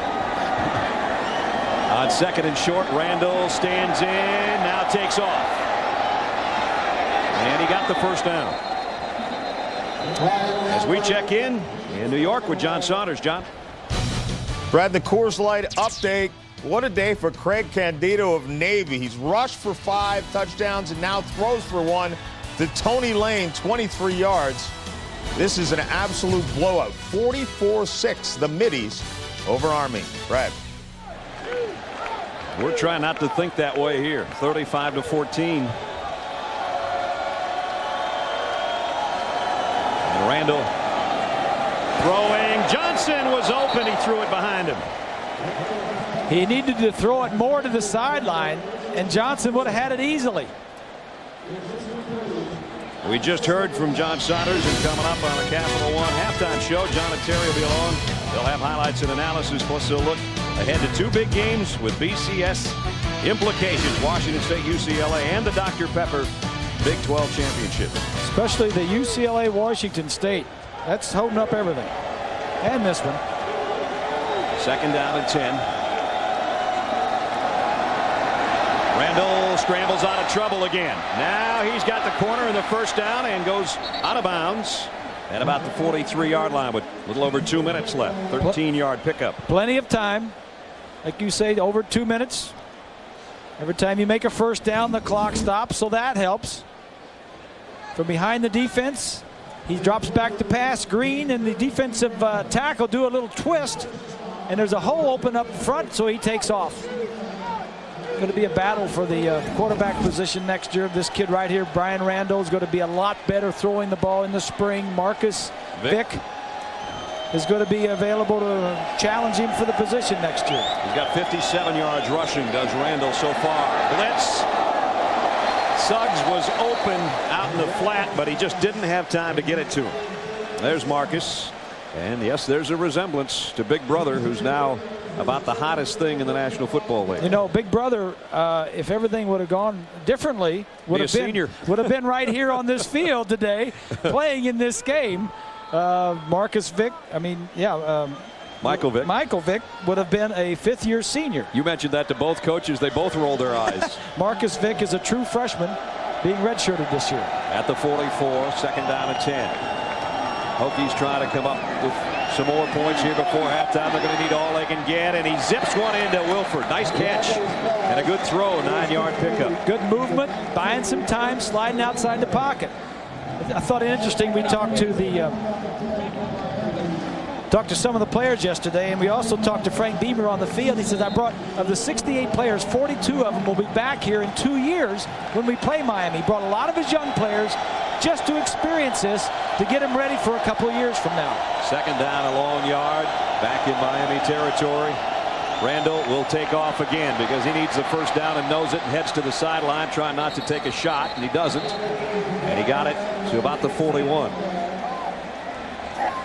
So Randall, who, as Bob mentioned, had the big passing game against Syracuse, but he's had some good games where he's been over 100 yards rushing, and he's heading in that direction right now. Well, he's been very efficient. He's been very efficient. He's that's Mark Stoops we're looking at right there. Looks, you can tell he wasn't happy with looks like the Stoops brothers. Yep. But he's a very efficient quarterback. In fact, leads the Big East in pass efficiency. Shovel pass, that's incomplete, not a loose ball. Now that's one you have to complete. It's a shovel. Nobody knocked it. You've got to complete this one. A minute 14 remaining. Capital One halftime show with John and Terry coming up, and we'll also hear from Jim McKay as he looks back on the life of Roone Arledge, who impacted sports television and news television maybe more than anybody else, and who passed away this week. And our condolences to Rune's family and friends. That's all coming up at halftime. Here's a blitz on Randall. Going deep out. And his receiver, Parham, broke his route off. And it's incomplete. 3rd down and 10. He was open. Randall just didn't have time to wait. He had some problems in the backfield. He had to get rid of it. You know, obviously the game plan has changed for Virginia Tech because they're behind. But between Suggs and Jones, they're untouchables. The dynamic duo backfield. They've got 25 yards rushing, and Brian Randall has got 63. Yeah. 3rd and 10. From the shotgun. Wilfork getting some pressure. Now Randall squirts through the middle. Here he goes again. Brian Randall got a block. Witten trying to get another one for him, and he's out of bounds at about the 23-yard line. Boy, that was nifty. Then they had a spy on him, and the spy missed him. 18 more yards for Randall. Number 99, Andrew Williams, kind of a big spy right there. He was a defensive end who backed off and was doing nothing but just shadowing the quicker Randall. He leads the game in rushing, does Randall. Whoa. Yeah, that's a good look from the blimp. 18 more yards. Down at the 23. Here's a shovel pass again. Bob said you got to complete that one, but you got to have somewhere to run. Jerome McDougal and Jonathan Vilma didn't give him any. Yeah, that's, you know, fool me once, shame on me. Fool me once, shame on. Because this first time it was there. Now that time it wasn't there. And that brings up a timeout in a long yardage situation with 49 seconds remaining in the half. And Virginia Tech looking for points before halftime. Coming up after this one, Keith Jackson and Dan Fouts. Big Pac-10 showdown for you. Washington State needs a win for a berth in the Rose Bowl, but UCLA is upset-minded. Of course, they'd love to be the spoiler. That's next right here on ABC Sports, the class of college football. You want to talk about the waiting game and how big it is? Well, a lot of people are waiting. The Rose, the Sugar, and the Orange, awaiting the results of the Cougars and the Bruins. And it's got the trickle-down effect, as you can obviously see, all the way down through the Motor City Bowl. Yep. And as a graduate of the University of Southern California, I am here to say, go Bruins. All right. We knew that was coming in. I know you don't say that very often, Swanee. I don't even think that very often. Yeah. Virginia Tech took over at its own 20-yard line with 3:16 left. And now with 49 seconds left, they're in the 12th play of their drive. Boy, if they could get a touchdown somehow here. Yes. That would be huge. Yes. Any kind of score would help, but if they could make it 35-21, then they're in the hunt. And of course, Miami's defense is well aware of that. Look at all the Canes up close. Randall throwing for Wilford, and he's got this one. There's the big catch he was looking for that Lynn talked about earlier. It's 1st and goal, Virginia Tech. And it's to his go-to guy, Wilford, the leading receiver and the leading touchdown maker. Comes in with a nice one. Now they're inside the 10. Do some business. We alluded, and Lynn did, to what could have been for Wilford last year. And as you saw at the beginning of the game, he's the one that couldn't handle a two-point conversion pass last year that could have sent this game a year ago to overtime. 1st and goal for the Hokies. Randall, quarterback draw. No, going down for a loss. Antrell Roll had that one all defended. Frank Beamer is not happy. Because he had it inside if he could have gotten away from Antrell Roll. Little corner blitz. Another timeout, Virginia Tech's final one. To come from the right side. Nice, sure tackle. Wrapped him up. Sophomore out of Homestead, Florida, with a big defensive stop. We said one of the keys for Miami defensively is you have to tackle. Ernest Wilford, the junior out of Richmond, Virginia, and one that has haunted him for a year, and you can't blame a ball game on him by any stretch. They battled back, they got a touchdown, and as you can see, he just couldn't hold a two-point conversion that could have conceivably sent that game to overtime, but it was not to be, and he's been haunted by that play for a year and has openly said in a picture-perfect world he'd catch a big one in this one and maybe erase it and pull an upset over the Hurricanes. Well, his last catch got him down to a 1st and goal situation. But then Randall was dumped back at the 7. They're trying to keep the football dry right now. The rain has picked up again. He is big, 6'4". It is raining. He comes out to the near side, the bottom of your screen, with 3 wideouts the other way for Randall. 2nd and goal at the 7. Randall rolling right, throwing that way, but it's over everybody's head. Jonathan Vilma is a guy that put pressure and hit Randall, and he's still not up. He's checking to see if everything's still in his mouth other than his mouthpiece. You think if you'd rolled out, you'd have more time. That's why they do this. With Vilma, the middle linebacker, he's got such speed. And Grant Knoll is thinking about grabbing a helmet. I don't know. This hit in the NFL may have been called helmet to helmet. You could see Vilma just coming in like a missile. We saw him with a couple of these kind of hits in the Rose Bowl last year. Watch this one. Boom. Oh. Yeah, I think they get more protection in college in the pro football than they do in college these days. I agree with you, partner. And so, lo and behold, as they check apparently a bleeding lip or a loose tooth. We did the last one in slow motion. We'll give you an idea of the impact here.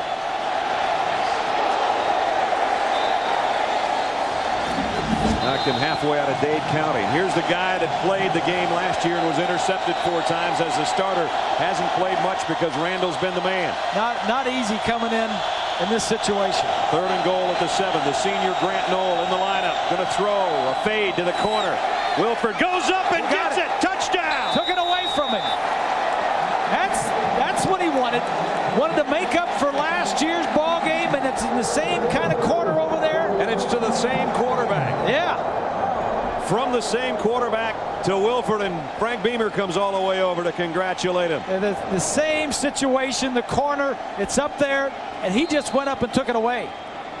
And boys, I got to tell you, I'll jump in here after this extra point to tell you what the conversation was as they came back to the sideline.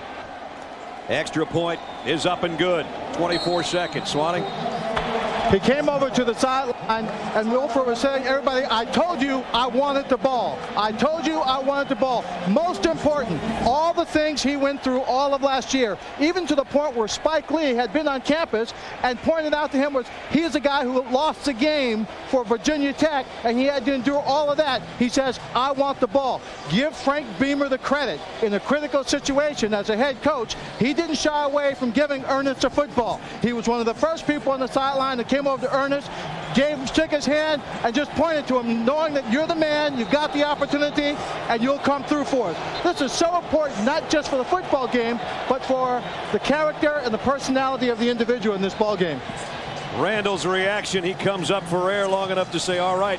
And how about Grant Knoll, who comes in as cold as a South Beach drink on the street, throws one pass, and it's a touchdown. How about that quarterback, huh? How about that quarterback? I mean, that wasn't too easy. You said this is a tough spot. Remember, this kid hurt his knee just days before the spring game. Had arthroscopic surgery in his left knee in September. He was the starter last year. Brian Randall came in. He never got another chance. For him, it's been as tough a year probably as it has been for Ernest Wilford. And he comes in, throws one ball. It's a touchdown, and Virginia Tech is still in the ball game. Well said. 24 seconds remaining in a half. Got a wild one going on in the Orange Bowl. Line drive that hit one of the up men. And it's a tight end, Winston, and Winston got out to about the 30-yard line. Our Aflac trivia question: in November against Syracuse, Brian Randall, 504 was a Big East record. Who holds the Hokies all-time record for passing yards in a game? Swanee? Well, you know, this is a wild guess. I'm going to say it's Randall. All right, Bob, I guess you get to be next. I know this answer, by the way. Don Strock. Don Strock in 72, the same year as you were a pro against Houston. 527 yards. He's the head coach right now of FIU right here in Miami. So everything is 30th year anniversary related here today as Kenny Dorsey takes a knee. Final play of the half. It's been an exciting one.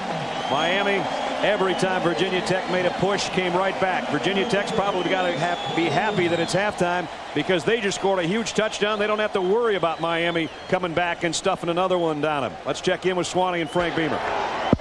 Well, Coach, a tough first half, but you guys coming back, putting points on the scoreboard. Adjustments and changes for the second half. Well, we're hanging in there. We got to tackle better. I'm going to tell you now, this Miami team's good enough. We don't need to help them by missing tackles and playing poorly there. But you know, we've done a couple of good things. We just got to go to get things right in the second half, and like to get to the fourth quarter close. Can you force Miami's offense to kind of focus on one aspect in the ball game? Take away the run or the pass? It's hard. McGahee, he's really running well. They're blocking well for him, and that's where we're not being very good, is taking the run away and get it to a one-dimensional game. Coach, thank you. We'll see you in the second half. Brad? Maybe the worst news for Frank Beamer is that Miami will have the ball first in the third quarter. It is their house. They've won 21 straight here. They lead 35-21 as we head to the halftime report. Here's John and Terry. Fellas. Boston College game. Remember that one. Eagles threatening. Walters with the interception. Reed took it the distance. Virginia Tech, the game we did in Blacksburg. Just that close to a two-point conversion that could have sent it to overtime. This season, we saw this one as well. Florida State, Xavier Bethia. Chance to win in a race. 3 wide rights. It went wide left. And then just 16 days ago, right here, Rutherford had a man open just over the fingertips of the intended receiver, and Miami had escaped another possible tie. So they won a championship a year ago in Larry Coker's rookie season. In 2001, can they add one in 2002? Welcome back, everybody. Brad Nessler and Bob Griese. Partner, they're 2 quarters away from the big trip again. Yeah, and they're rolling. You know, they've scored 5 touchdowns in their 6 possessions in the first half. But they haven't stopped Virginia Tech. They've scored 3 of the last 4. But this is one half away from a championship game, and I'm sure that's what Larry Coker reminded them. Virginia Tech has to kick off. That's the bad news for them, and you can bet that the opening possession of the third quarter for Miami could very well determine the outcome of the ball game. So many times that first 5 minutes of the third quarter is so big. Jarrett Payton and Andre Johnson will go back and await the Hokies kick. Waller-Up's got it. Teed up. And the second half underway. Andre Johnson, so dangerous as a receiver in the first half. Now here is a return man. Broke a couple of tackles and got out to about the 24-yard line. Let's check in with Lynn. Well, Brad and Bob, as you can expect, Larry Coker's offense, he feels, is running the ball and passing the ball extremely well. He just wants them to come out with the same kind of attitude.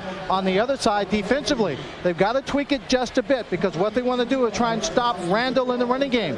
Larry says we got to tackle better, but we certainly have to stop him. He had over 70 yards in the first half. Brad? 23-0. Best start by a first-year coach in over a century. 33 straight wins hanging on this team. Dorsey, deep ball to Johnson's open. Trying to break free of D'Angelo Hall. And it's first and goal Miami, just like that. 67 yards on the opening play of the third quarter. The conversation at halftime had to be by Andre Johnson. Hey, I can beat this guy. Just throw me the ball. Take a look here. Dorsey looks to his left. Now up to the right side here, you see Johnson beating D'Angelo Hall. If he would have thrown it out a little bit further, he could have kept going for the touchdown. First and goal at the 8-yard line in one play. Andre Johnson says, just throw it to me, I can beat him. And on the other side, Wilfork is the same way. Just throw it to me, I can beat him. McGahee's got 4 touchdown runs today. McGahee almost had another one. Brought down at the 2 by Michael Crawford. All the talk about the Hurricanes, about McGahee, and about Dorsey. You kind of forget about Andre Johnson. Yep. He's 6'3", 225 pounds. He's an outstanding receiver. He's got 19 career touchdowns, 20 now. He caught one in this ballgame. Remember, he was the co-MVP of the Rose Bowl last year with almost 200 yards and 2 scores. McGahee looking for number 5. Not on that carry.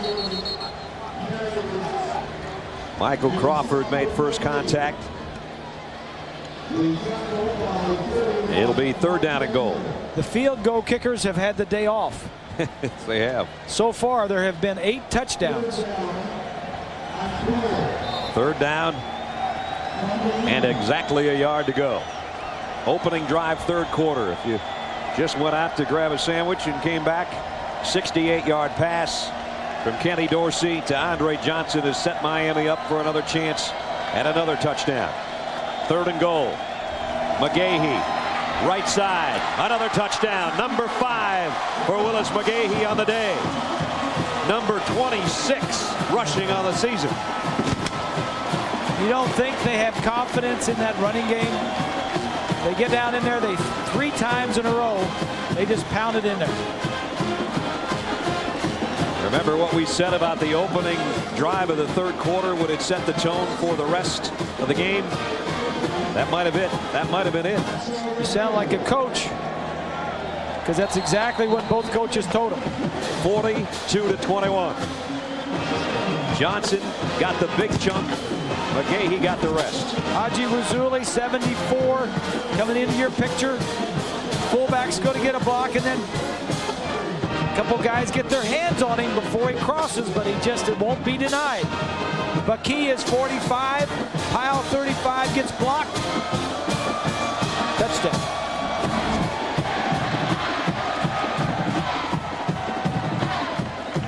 The hurricane warnings were out before the game, as they always are here, with the red flags, part of the band's tradition. The wind's still blowing, and the Hurricanes are still cruising. 3 touchdown lead again. This Hurricane offense came into the game ranked 6th in the nation in total offense and 4th in the nation in scoring, averaging 41 points a game. The Tostitos chip hats are out in full force, thinking about how those things would wear in Arizona. Were they selling those things or just handing them out? I don't know. We drove by there's a lot of them out there. Some of these vendors, and they were just looked like they were just handing them out. Richard Johnson took a 92-yard kick return earlier in this game. This one from the 3 and only to the 22. Leon Williams made the stop. Brian Randall was the Virginia Tech offense in the first half. Talk about Suggs and Jones as 2 great tailbacks. He's the guy that did the work. Some tough running, got down close, then found Witten over the corner. Nice adjustment. Took a big shot from Vilma that took him out of the game for a play, but Grant Knoll threw a touchdown pass on the ensuing play. And it was 35-21 at that point. Now it's 42-21, just a couple minutes into the 3rd quarter. Randall's back in there, though. And it's the fullback, Eastlick, out across the 25 to about the 26-yard line. Our Pacific Life game summary statistically in the first half. We didn't have time to show you this. Miami scored too quick. Well, Vatek is running more plays. They wanted to do that. They wanted to make more first downs, take time off the clock. The problem is the 2 turnovers led to 2 Miami touchdowns. Both those turnovers in their own territory. As Bob said, turned to 14 points in a hurry. 2nd down and 6. Suns trying to peek through the showers. Randall on the option keeper into the secondary, and loose ball again. And Miami's got it again. Jerome McDougal got all the way back there after the hit by Sean Taylor. Speak of a turnover, and another one happens. They have stopped the running backs. They can't stop Randall, but he can't stop fumbling. If he breaks 1 tackle, he's gone. Sean Taylor just knocks it loose. Again, a fumble in their own territory for the Hokies. You can't help this Miami offense. You can't give them this great a field position. As Miami try to go for it in one play. Nope. Draw play. McGahee Broke a tackle and got almost 10. He might have.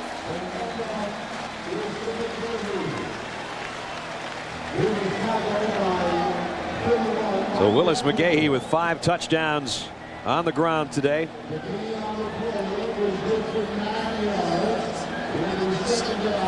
This is the 3rd time that Miami has had a 21-point lead. And each time, the Hokies have come back. McGahee ties a school record with his 5th rushing touchdown, by the way, that's been around since 1933. Quadrant Hill gets it down to about the 30-yard line. Larry Coker knows that in Willis McGahee, he has got himself a competitor. One thing about Willis, he is so unselfish. Willis was actually our starting fullback in the Rose Bowl game last year. Clinton Portis being our tailback. Our fullback was injured, played 70 plays as our fullback to help us win a national championship. And then coming back, having a great offseason, being a great leader for us, and practicing so well. You watch him practice. The practice is just like a game for Willis. You see him run. That's the way he runs in practice. That's the way he runs in games. Andre Johnson down the middle, couldn't quite hold that Kenny Dorsey pass. Willie Pyle was there to break it up. And Larry was telling us also about McGahee.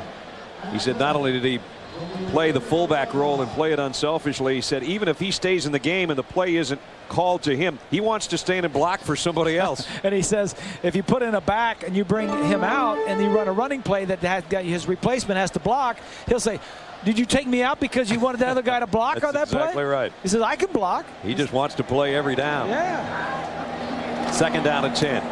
Here he comes. And there he goes. McGahee. He's gone. 6 touchdowns.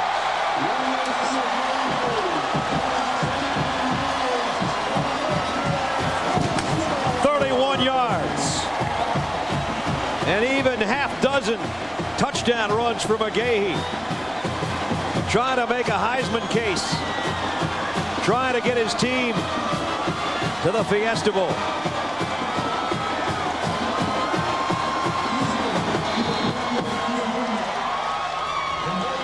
Sievers' extra point is good. 49-21. What a show.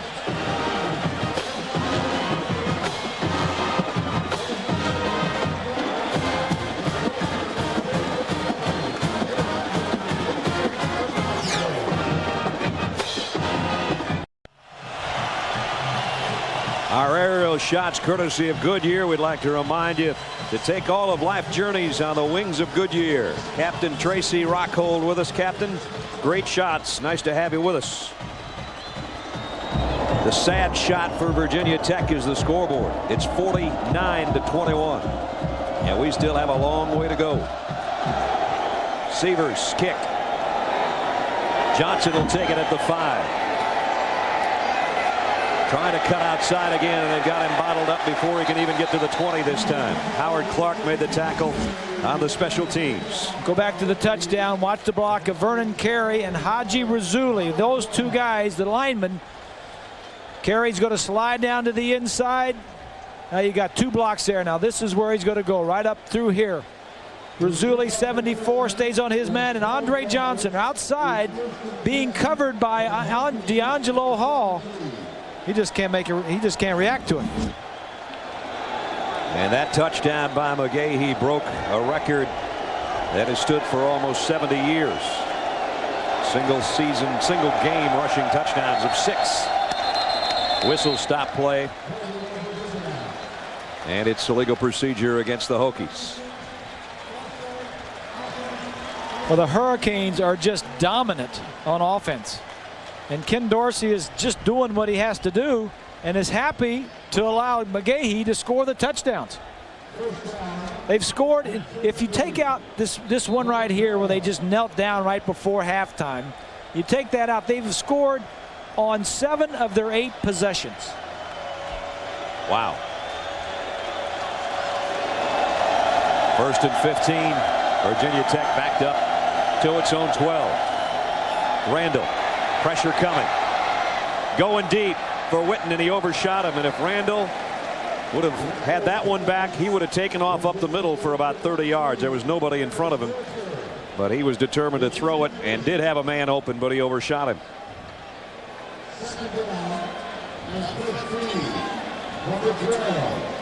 Well, you start looking now. I mean, they've come back. They've come back a couple of times from 21 points down. They've come back and showed some life. And now Miami just jumps out and says, hey, we're going to jump out. We're 28 points ahead of you. We're going to put our foot on your throat and just keep it there. 2 touchdowns to open the third quarter. 1 on an opening offensive march. 1 following yet another Virginia Tech turnover. Randall flares it out. Jones, nice cutback to the inside. And all he did was get back close to the original line of scrimmage before Jamal Green ran him down.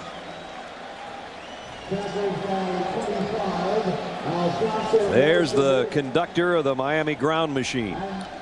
I know you may have heard it before, but coming in, starting last year, he was behind Clinton Portis and Al Gore. Frank Gore. Frank Gore. Al Gore's still behind in Florida. I've never seen Al Gore run the football. He's still counting chads. He was a third-team running back, and Portis went to the pros, and Gore got hurt. 3rd and 11. Randall in trouble and hammered under a wave of orange. Green, then roll, then friends. Virginia Tech's got a punt. I don't know. Miami's making a pretty good statement here today. Yes, they are. You get them close to that championship game, as we said in the opening, and one more game, and you go, and you don't have to go to Blacksburg like they did last year. All you have to do is come out here on your Orange Bowl turf, and you just win here, and you go. They're pretty impressive. Vinnie Burns stands at his own goal line, and it's blocked. Got it. They got it, and they've got it. I think Sean Taylor may have blocked it. In your face, Virginia Tech. That's exactly what's being said. You can talk all you want about the other team's special teams, but Miami's got some that are pretty special too. Weaver came up with it. We'll take another look at the middle. Yeah, right up the middle. That might have been Leon Williams, 44. Leon's right in the middle of your screen. I think maybe he might have been the guy. There's 2 guys there. It's hard to tell. Well, they were going after it. I think it might have been Quadron Hill. I don't know. Yeah. From down here, guys, it looked like both hands hit the ball. It sure did from here too, Swanee. The ball, by the way, went 1 yard. Dorsey looking for a corner route to Johnson. Comes back to his safety valve. Kellen Winslow. Winslow. Spin move to the 1. They haven't needed Kellen today because everything else has been so open, so they haven't bothered throwing it to the tight end. And they were looking for Johnson on that play. He says, throw it to me. I can catch. And he can. And he can run.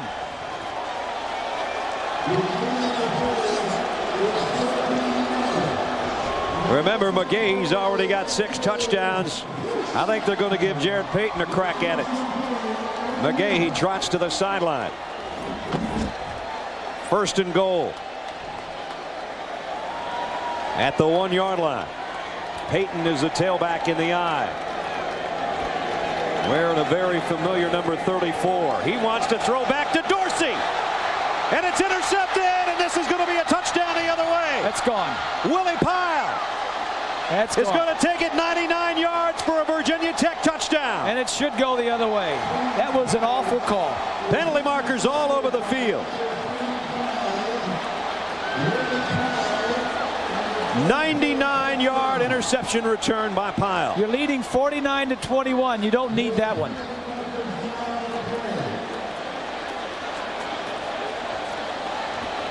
The penalty markers were thrown at about the 45-yard line. And Frank Beamer is way out by the hash mark, letting somebody have it. Apparently, it was after the touchdown. Over, personal foul, unnecessary roughness on Miami. Penalty will be enforced on the try. So it was against Miami, not Virginia Tech.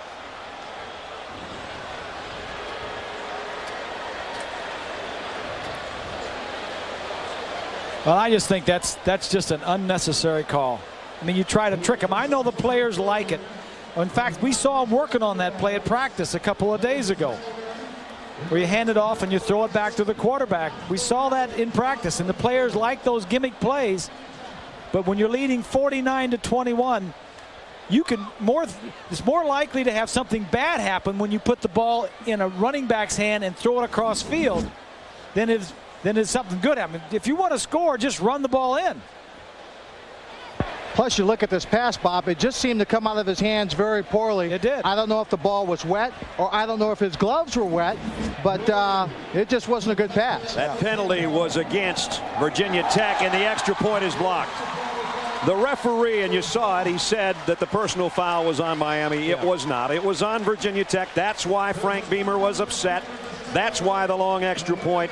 That's why the blocked extra point. 8:45 remaining, third quarter, but Virginia Tech is on the board again on a long interception return.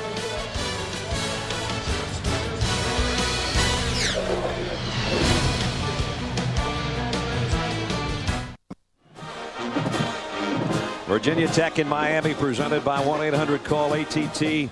Third quarter, it's 49-27. Miami in front. Virginia Tech just got a touchdown on an interception return, but the extra point was blocked after the personal foul against the Hokies made it a long extra point. 8:45 remaining in the third quarter. And the kick will go to Jarrett Payton at the goal line. And Payton, who just threw that pass, the would-be pass back to Dorsey, gets it out to the 25-yard line. ABC Sports presentation of college football brought to you by the people of Allstate. You're in good hands with Allstate. Chrysler, drive equals love. And the United States Marines, the change is forever. With Bob Greasy and Lynn Swan, Brad Nessler with you from the Orange Bowl in Miami. Packed house on a rainy day. But the Hurricanes are thinking about the Buckeyes. At least their fans are, but we still got a quarter and a half to go. And Dorsey on the give to McGahee. And McGahee finds another opening, and he gets out for about 8 more yards on another record-breaking day.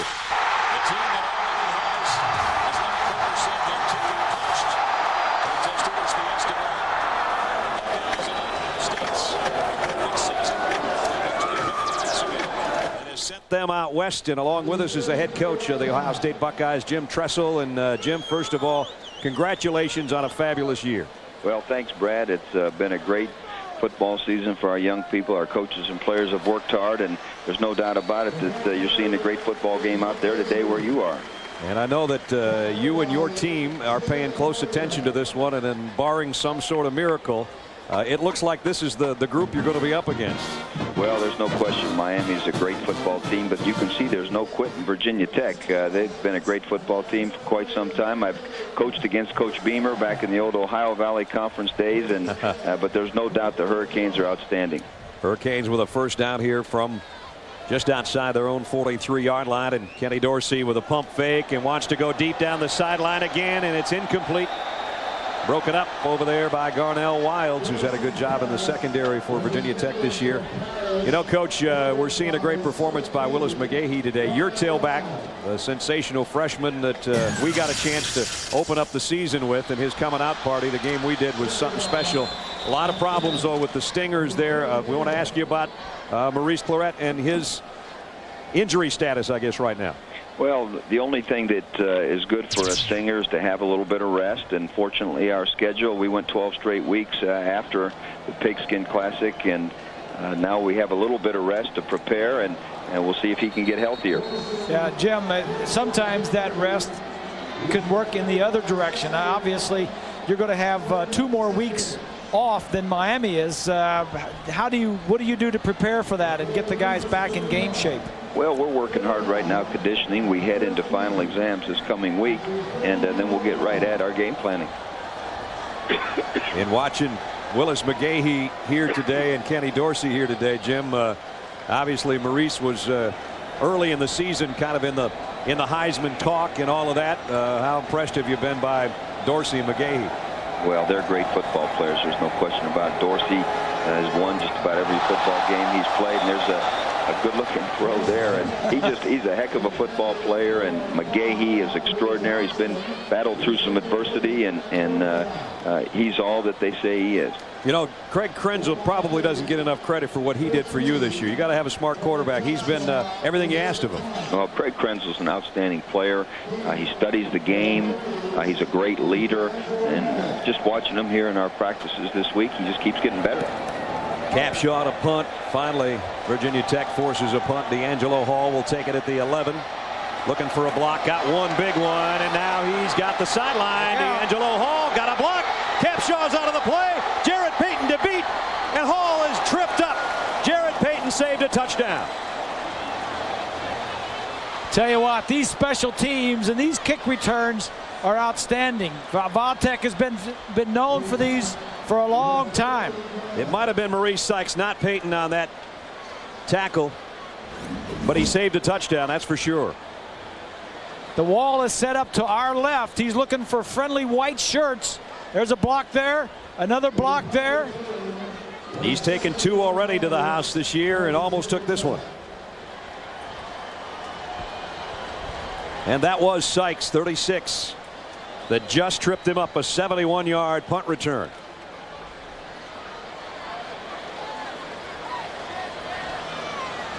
I'll tell you, there's no quit in Virginia Tech. And Jim just said that a minute ago, and right now they're thinking touchdown here in the red zone. So 1st and 10 for Virginia Tech. Coach, special teams are so special. Frank does a great job of it, and I know you guys stress it as well. We really do. Frank Beamer's been one of the leaders in our profession to show people how important the special teams are, and I think he's trained a lot of us up in that area, and I know our staff works extremely hard on the special teams, and they can make a great difference. Jim, how well do you know Larry Coker? Know Larry very well. He, of course, had coached here at Ohio State, and he's just an outstanding guy. Had a chance to see him some in the offseason last year and just admire what he's done. He's got a classy team, and he's got a physical team with great balance. Here's a first down at the 18-yard line. Virginia Tech trying to capitalize on the punt return. Randall out in the flat, looking for the handle was Humes, and he almost caught that one up. Just not real sharp between the quarterback and the receiver.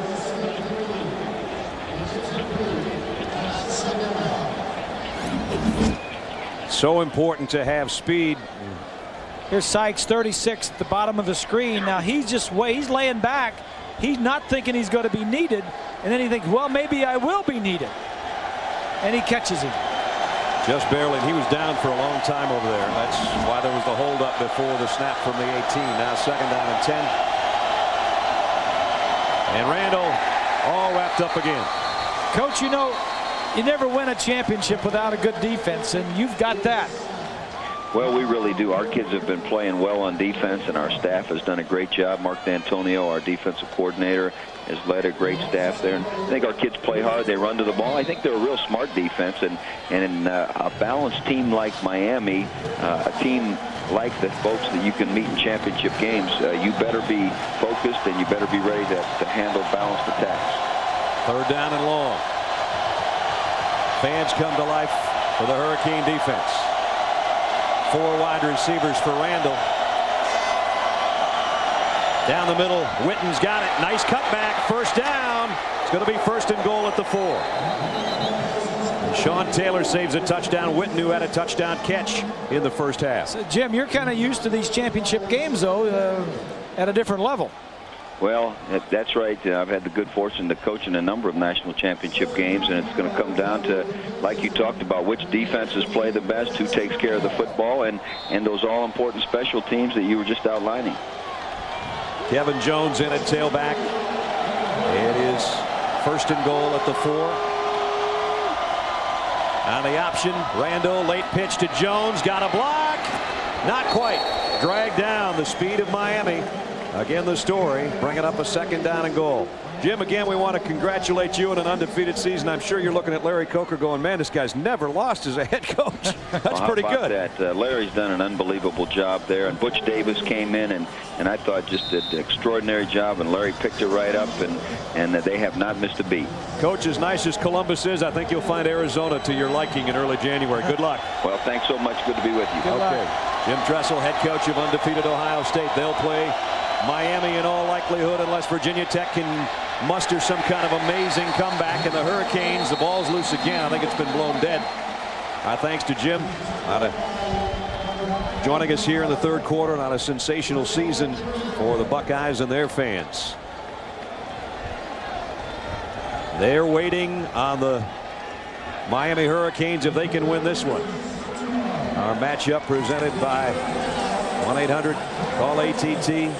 Virginia Tech trailing Miami, but trying to pull something together here in the 3rd quarter. The beginning of the 3rd quarter was disastrous as they saw Miami score on offense, then get another turnover and go in again. 3rd down and goal. They need this one to stay in the hunt. Virginia Tech, that is. Single coverage down here at the bottom to Wilford. Go alley-oop. And incomplete. Sean Taylor again was there with him. Give him another chance. Going to bring out the field goal unit. Single coverage. Wilford, number 19, just gets with. This time Taylor knows what's coming. He gets vision and gets up when the ball's coming. Now, just because they're lining up for a field goal, you could see anything right here. They've got all the tricks. They were using them out here yesterday with this field goal team. They've got a shovel pass in here. This is going to be a kick. And it is going to be good. So they add 3 to cut it to 19. Could have been 4 more points had it not been for Maurice Sykes saving a touchdown right there.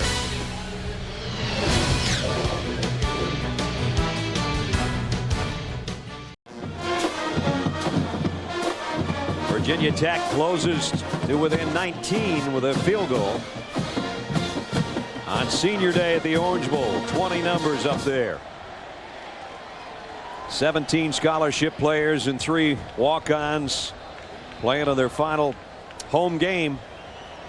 And they lead 49-30. Partner, we got 79 points going, and we got another quarter. I know. That's something. Peyton from the 6. Jarrett waits for his blockers and got across the 30. Out to about the 33, almost the 34-yard line. Chrysler passing playbook, Bob. Yeah, how often do we talk about the quarterback and his eye vision, where he look things off? Now take a look at this. The receiver's going to run a straight downfield, but the defensive back right there, number 4, came up, thought he was going to run something short and tried to jam him short at the line of scrimmage. Why did he come up? Well, look at the quarterback. His vision is to his left the whole way, and now he pumps over that way. The defensive back saw him. Of course, Dorsey, the quarterback, knew this and intentionally looked that way and pumped that way. The impact that a quarterback can have with his eyes and his arms to deceive the defensive secondary. And this guy helps the play-action game, that's for sure. McGahee's got 11 more yards. He's got his 10th 100-yard-plus game of the season. That is also a Miami record. He's rushed for 6 touchdowns today. That's a single-game Miami record. But it's only because of the general behind center. That's right. He knows what's going on. He gets them out of bad plays. He checks into good plays. Here's McGahee cutting outside. He's got more than 10 more again. So starting to pile on the yards to go with the touchdowns. Reminder, Keith and Fauci are set for a big showdown in the Pac-10. Washington State needs a win for a berth in the Rose Bowl, and UCLA is thinking upset. That's next right here on ABC Sports, the class of college football. And as Swanee said, there's a whole bunch of Trojans cheering for a bunch of Bruins for the first time in a long time. Yeah. 157 yards on the ground for McGahee. Dorsey, if you're checking his stats, 275 through the air and a touchdown. McGahee again, and only about a yard more, and that's it. McGahee is a redshirt sophomore, so there has been questions, would he come back next year? if indeed they won a national championship, and if he was invited to the Heisman ceremony, would there be a reason for him to come back? Remember, as Bob said, Frank Gore is waiting and healthy. A guy that probably would have been the starter, but this guy has taken it and run with the chance like probably no player we've seen in a long time, if ever. He's avoided injuries too. Like Brad said, this is his 3rd year at Miami. He would have 2 more years to play if he wanted. And now Jared Payton takes it for about 3 yards as we check in. John Saunders in New York. John. Brad, in the Mid-American Conference Championship, guess what? Marshall's in it. Facing Toledo, Brandon Carey, 9 yards as he stumbles across for the touchdown. Marshall, the Thundering Herd, increasing their lead now, 21-10. Leftwich to see 97 yards passing. Brad. All right, John, here, 49-30, a minute 45 at the 37-yard line. It's 3rd and 5. Andre Johnson has been huge today. He's up to the top of your screen. Dorsey directing traffic, and do they get it off? Penalty markers.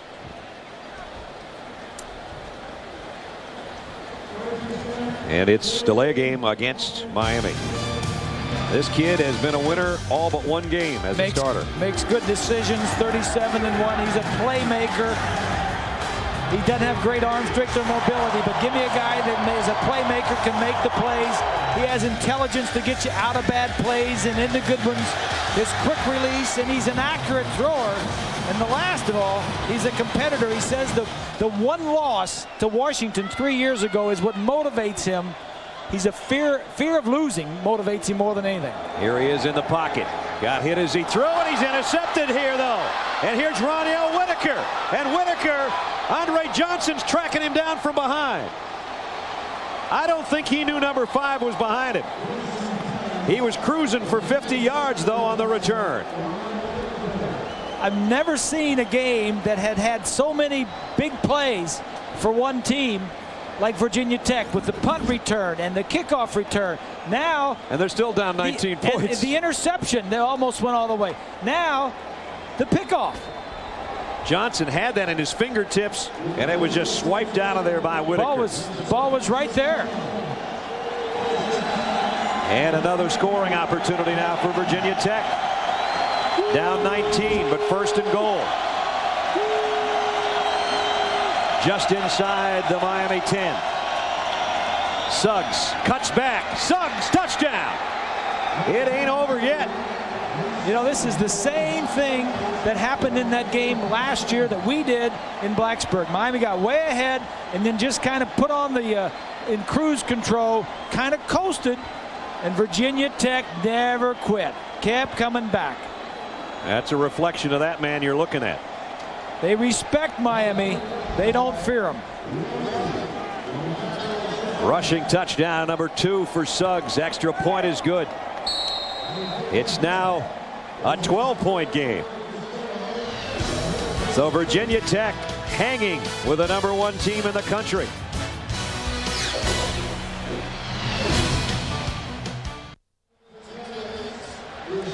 Virginia Tech Miami presented by 1-800-CALL-ATT. It's been a wild one. 49-37.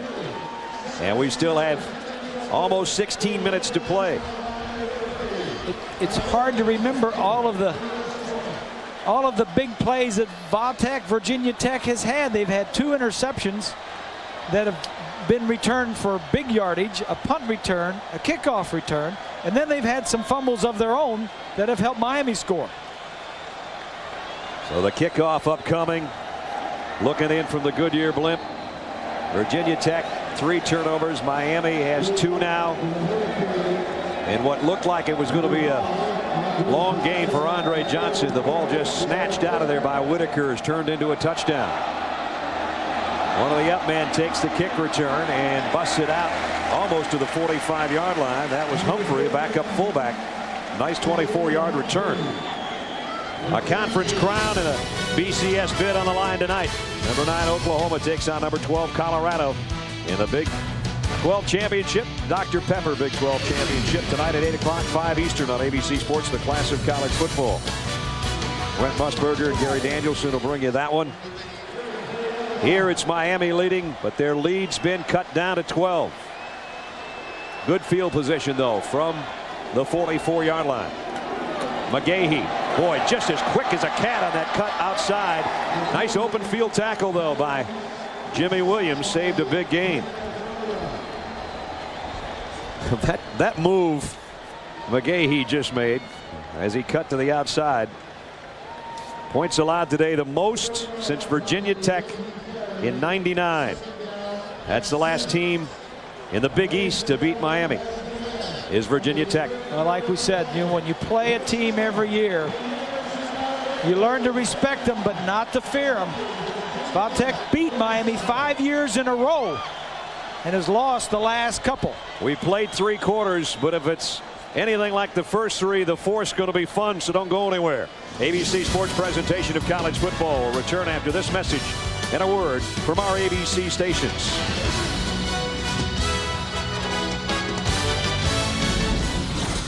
That's right. Miami leads at the end of 3. They almost never lose. They lead heading into the 4th, 49-37. They're 160-2 in the last 162 games, leading at the end of 3. McGahee to the 50. Only got a couple, though, and here's a big 3rd down for the Virginia Tech defense, as if they haven't had a few today. But Miami hasn't had that many 3rd down situations. There's a look at Bud Foster, defensive coordinator. Bud knows how big this 3rd and 4 is. The last 3 Miami possessions, 2 of them ended in interceptions. 1 of them ran back for a touchdown.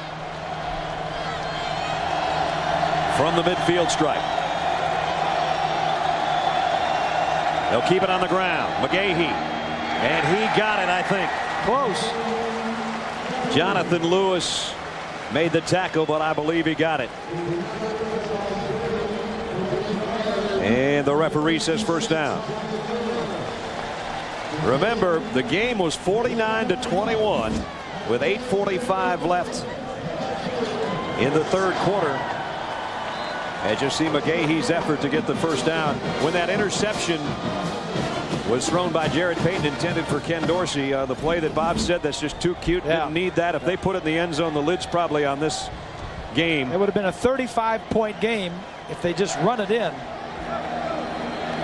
Here's McGahee with both hands wrapped around the football. You think he doesn't know what ball security is about right now with 14 minutes left? It looks like what they want to do is take some time off the clock and not score so quickly and just run this thing. Well, Bob and Brad, most teams have a 2-minute offense, but Miami has also a 4-minute offense. We watched them practice a little bit on Thursday, where all the plays they run are designed to keep the ball in the field of plays. Even the receivers are taught when you catch the pass, no matter how deep it is, even if it's wide open, don't run to that sideline, stay in bounds, keep the clock moving. That's exactly what they're doing, Swanee. And the clock in their favor. McGahee again, both hands wrapped around the ball. Again, a first down. He has carried it 5 straight times. 7 more yards.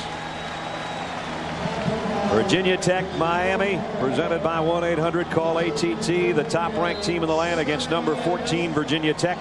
Miami having won 33 straight games, and that is the longest winning streak in Division 1A in 31 years. And they're trying to make it 34 in a row and earn themselves a trip to the Tostitos Fiesta Bowl in Tempe. And they're just that close. 13 minutes left. But Virginia Tech's not making it easy for them. You would think that the Virginia Tech players are beginning to wear down a little bit because of the heat and humidity down here.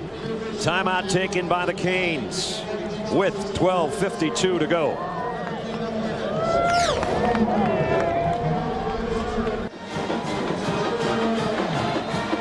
The Orange Bowl has been a soggy place to play today. If you wouldn't know it by the scoreboard, 49-37. Miami with a first down at the Virginia Tech 30-yard line. You got single coverage up the top. They're going to keep running. They're going to keep running. McGahee again. Couple more. Let's check in. John Saunders, Times Square Stadium. John. Things going well for Marshall in the MAC. Charles Tynes with a hit on Brian Jones. He coughs up the football. Durant Smith picks it up and goes 36 yards for the touchdown. as Marshall's defense adds to the lead. They now lead over Toledo 28-10, just about halftime. Brad. And as John said, surprise Marshall in the MAC championship game. That's an automatic. Pretty much. 2nd down and 8. McGahee. They just keep running the horse until he spits the bridle. Yeah, and they're running against 9 guys up there too. Virginia Tech knows that Miami's just trying to slow this game down. Mikel Baki, the guy that made the tackle. You see Romberg and company. You got a ton of guys there.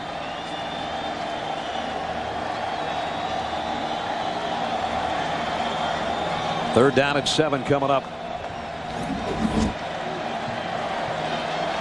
Romberg looked like his ankle was bothering him coming back to the huddle. Nobody in the center of the field. You got single coverage. Dorsey, near side of Johnson. First down on the sideline in front of DeAngelo Hall. Johnson has been on Hall all day, and he's had his way with him. Dorsey just doing what he has to do. DeAngelo Hall has had a back problem, in all fairness. In fact, he's had a stress fracture in his back. Yeah. Kenny Dorsey, Bob was mentioning earlier, Rob Chudzinski said when I went to recruit him, he was coming from a high school basketball game. I saw this tall, skinny kid carrying a bag of fast food, and I said, that can't be the guy that's supposed to be the quarterback of the future. I saw him yesterday. He's still this tall, skinny kid. He had a bag of fast food in one hand and a big Coke in the other. He hasn't changed much. And we kid Kenny about his slender build. He eats everything he can and nothing seems to happen. But whether he's slight of weight or not, he's not slight of brains, and he knows how to play quarterback, and he's only lost 1 time as a starter his whole career. Winningest quarterback in Miami history. And a very polite young man, because the coach said he offered him part of what he was eating, but the coach felt embarrassed. He was so skinny he didn't want to take his food. Exactly right. 2nd down and 7 at the 10. McGahee tripped up. Nice play. Billy Hardy came from the secondary, made the hit. So that's going to bring up 3rd down and about 6. The conclusion of today's game will select a Chevrolet player of the game from each team. Chevrolet will make a $1,000 contribution to each university's general scholarship fund. It is 3rd down and 7. Bud Foster knows his team needs a stop. Maybe they could force a field goal. Maybe they could force one and block one. Who knows? Get a lot of guys up here. Dorsey to Winslow. Touchdown. Kellen says, I've been around. That was a great drive for Miami.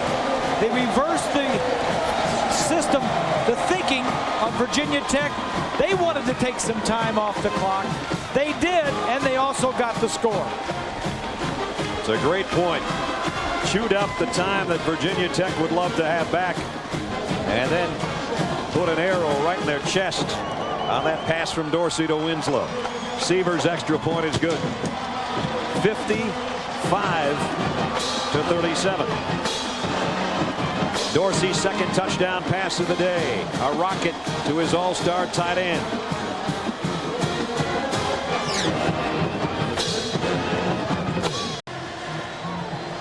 Let's go back to the touchdown. Here's Kellen Winslow, the tight end on the end of the line. Here's a linebacker right here. Out here, all your defensive back and wide receivers. Kellen's just going to go down and run a little bit to the outside. Now he's got linebacker coverage. This is like stealing. He's very quick. I like every time I see him in practice, especially. I like he runs well. He blocks well. Great hands and loves to play. Oh, yeah. And what was the coach telling us yesterday about? I said it earlier. Followed Shockey around like a puppy dog last year, and Shockey taught him how to play tight end. Flag down on the kick. You know, on that last drive that went 56 yards, it was like watching a boxing match. 9 times McGahee was the body shot. They had 2 third down situations, 1 to Johnson, 1 to Winslow. Those were the 2 to the head for the touchdown. Yeah. Well, Miami can do it either way. They can be explosive and throw the ball and score quickly, and they just showed you, hey, we need to change the tempo of this game because they've scored a lot of points, and let's take some time in scoring, and they did it on that drive. And now we're just under 10 minutes, and that means 10 minutes from Tempe for Miami.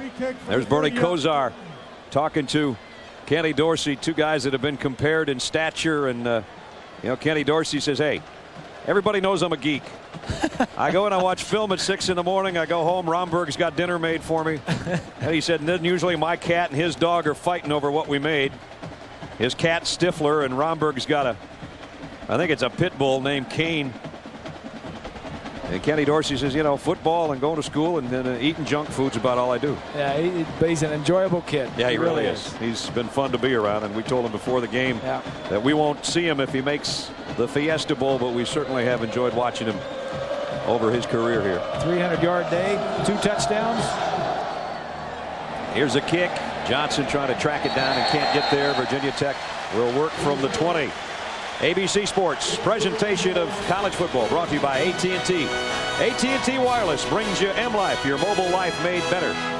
Chevy Trucks, the most dependable, longest lasting trucks on the road. Discover Card, it pays to discover. And Taco Bell, think outside the bun. South Florida, sunshine briefly before the game. Light showers most of the rest of the day, and it hasn't dampened anything the Hurricane fans have come to see.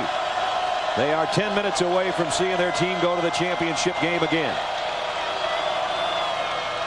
Randall off a play action. Eastlick, they've been wide open with that throw out to the fullback out in the flat all day long. Let's check in with Lynn. Well, Bob and Brad, I've got Kellen Winslow Sr. over here, and let me ask you one question. I want 2 answers. Sure. As a father watching your son, how do you feel? My heart rate is up so high right now. I'm going to have to charge the offensive coordinator Jasinski for my heart medication because my blood pressure is way up right now. Now, as an all-pro player, as a Hall of Famer, how do you evaluate your son? You got to take care of business, put them away, and to Kellen, you got to get your head around a little bit faster on those passes.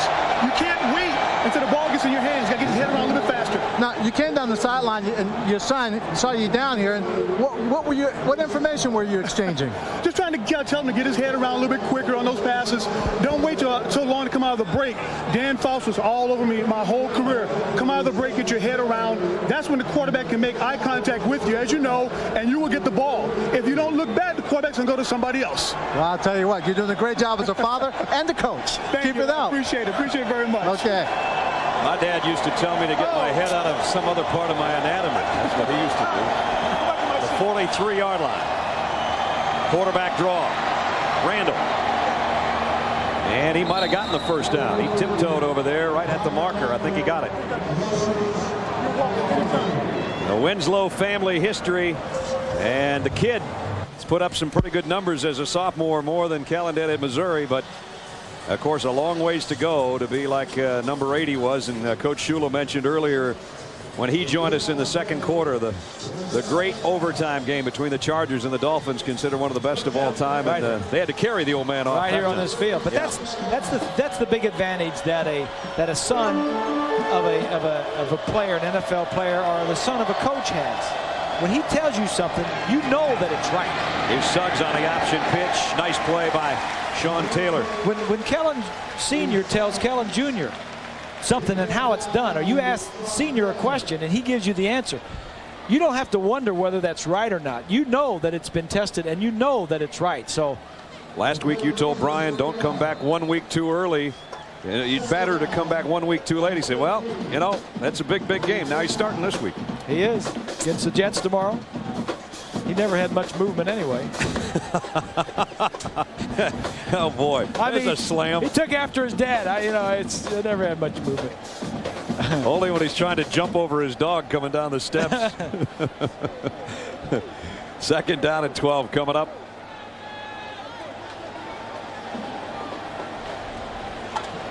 I think the referee is just telling both coaches right now that we are going to go with 6 officials.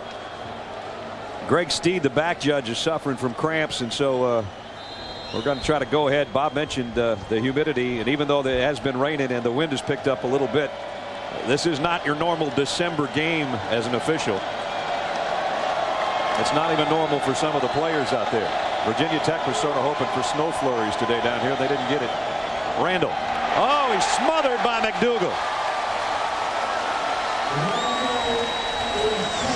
Jerome McDougal, the senior 275-pounder, and he got there in a hurry. Well, he just comes inside right here. He comes inside of Martin, the true freshman. Number 52 is a true freshman. He was in high school last year at this time, blocking McDougal. McDougal is one of the top defensive ends in the country. Now a bad spot to be in. 3rd down and 20.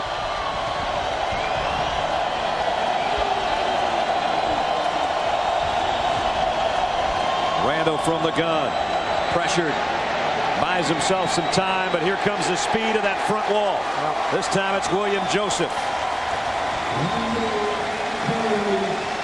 Tell you what, Brian Randall's going to be a good one. He's only got a year and a half under his belt. He's got 2 more years to play. He finds out how this game works. He's going to be impressive. Defensive ends, McDougal puts a spin on the freshman, gets outside the pocket, and McDougal catches him from behind. So now it's punting time. Burns has had one blocked. He had one returned 42 yards. That by Parrish, who's going to track this one down on the run at the 16. Parrish got a huge block, got a crease, almost busted free again. He is dangerous. Roscoe Parrish, redshirt freshman. 29-yard punt return that time. And the block on the play hurt Kevin Jones on the return.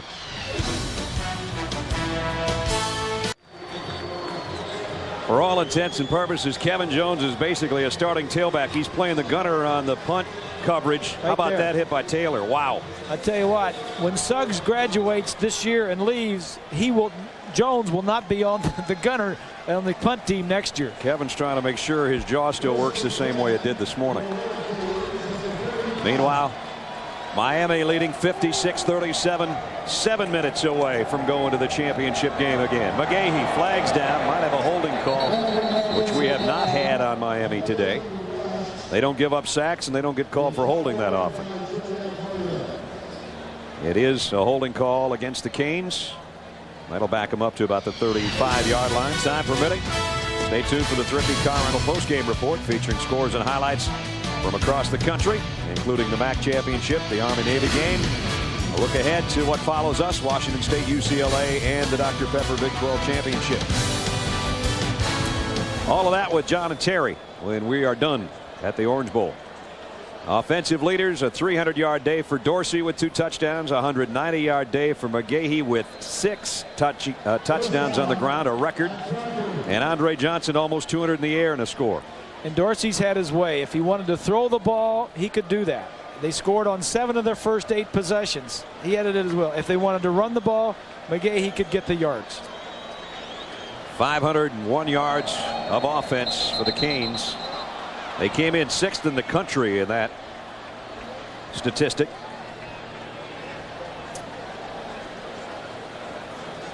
And again, penalty marker. Might be back-to-back penalties here. Nope. Joseph saying it's on Virginia Tech. Prior to the snap, false start, offense, 5-yard penalty, remains first down. And it was back-to-back penalties on the Canes as we check in with Swanee. Oh, Brad, you and Bob were talking about the humidity and the weather. Take a look at what the temperatures were back in Blacksburg for this week leading up to this game and compare it to the weather here in Florida. Now, you tell me that does not make a big difference when you got to come down and play these kind of temperatures. Yep. I mean, you look forward to it because you're getting out of the cold. And from Wednesday, Wednesday, Thursday, and Friday, Virginia Tech was practicing indoors because they got about 9 inches of snow. Yeah, Wednesday it was snowing like crazy in Blacksburg, which is what they had hoped for last year in this game. And we had one of the most unseasonably warm days you can get in Blacksburg the first day of December. Remember that? It was about 70. Yeah. And now they come down here in the heat. Art Keel, the offensive line coach. He's been around for a while. 22 years ago, he was the center on the team. Now he's got Romberg out there. And he's been here with all the head coaches. He's got 5 rings, 5 national championship rings, going for a 6th, it looks like, here today. Second down at 20. McGahee. Art's offensive line is going to get McGahee another 200-yard day or so, it appears, providing the pictures. The Goodyear Blimp Stars and Stripes from high above. Each year the Goodyear Blimps visit over 100 communities and take part in dozens of telecasts of major sporting events, and we always love having them along because we get not only great shots of the Orange Bowl itself in the city of Miami, but some of those replays that you can't replace. When you get that view, you can pretty much see the play develop. Third down. Grand old building, isn't it? Sure is. McGahee again. Up to the 45. McGahee 205 yards on the ground. There's a timeout here with 4:49 remaining in the ball game. Miami less than 5 minutes away from a trip out west. Willis McGahee out of the lineup right now, kind of favoring his hip, it appeared, but he gave us a thumbs up right before we came out of the commercial. 39 carries. That ties a school record. It's a career high for him. The 205 yards betters what he did against Florida when he had 204. So that's a personal high. And the 6 touchdowns, of course, as we've continued to mention, is a single game school record. Punt fielded by Hall at the 6. Trying to reverse field. Needs a block or 2. And he got out to about the 14. Penalty markers, though, inside the 10. This Sean Taylor, who had that huge block on his team's punt return on Kevin Jones earlier. All right, partner, I got a question for you. Okay. You know, the Heisman's coming up. We don't talk about it much, but it's the last game of the year. We're going to vote next week. We got 2 of them here for Miami, Dorsey and McGahee. Yeah. Do you think? I think Dorsey was the favorite going in of the 2. Do you think the fact that McGahee had such a good game today will impact negatively on the voting for Dorsey? I think it might. I think it might. But what you said earlier, I think anytime Dorsey wanted to light up the scoreboard, if they'd have let him, he would have. Yeah, and that's the way he has been all year. Not wanting to pile it on, and he's all for McGahee, and McGahee is all for Dorsey. They really are. They're each other's biggest booster. And now it's Randall inside his own 5.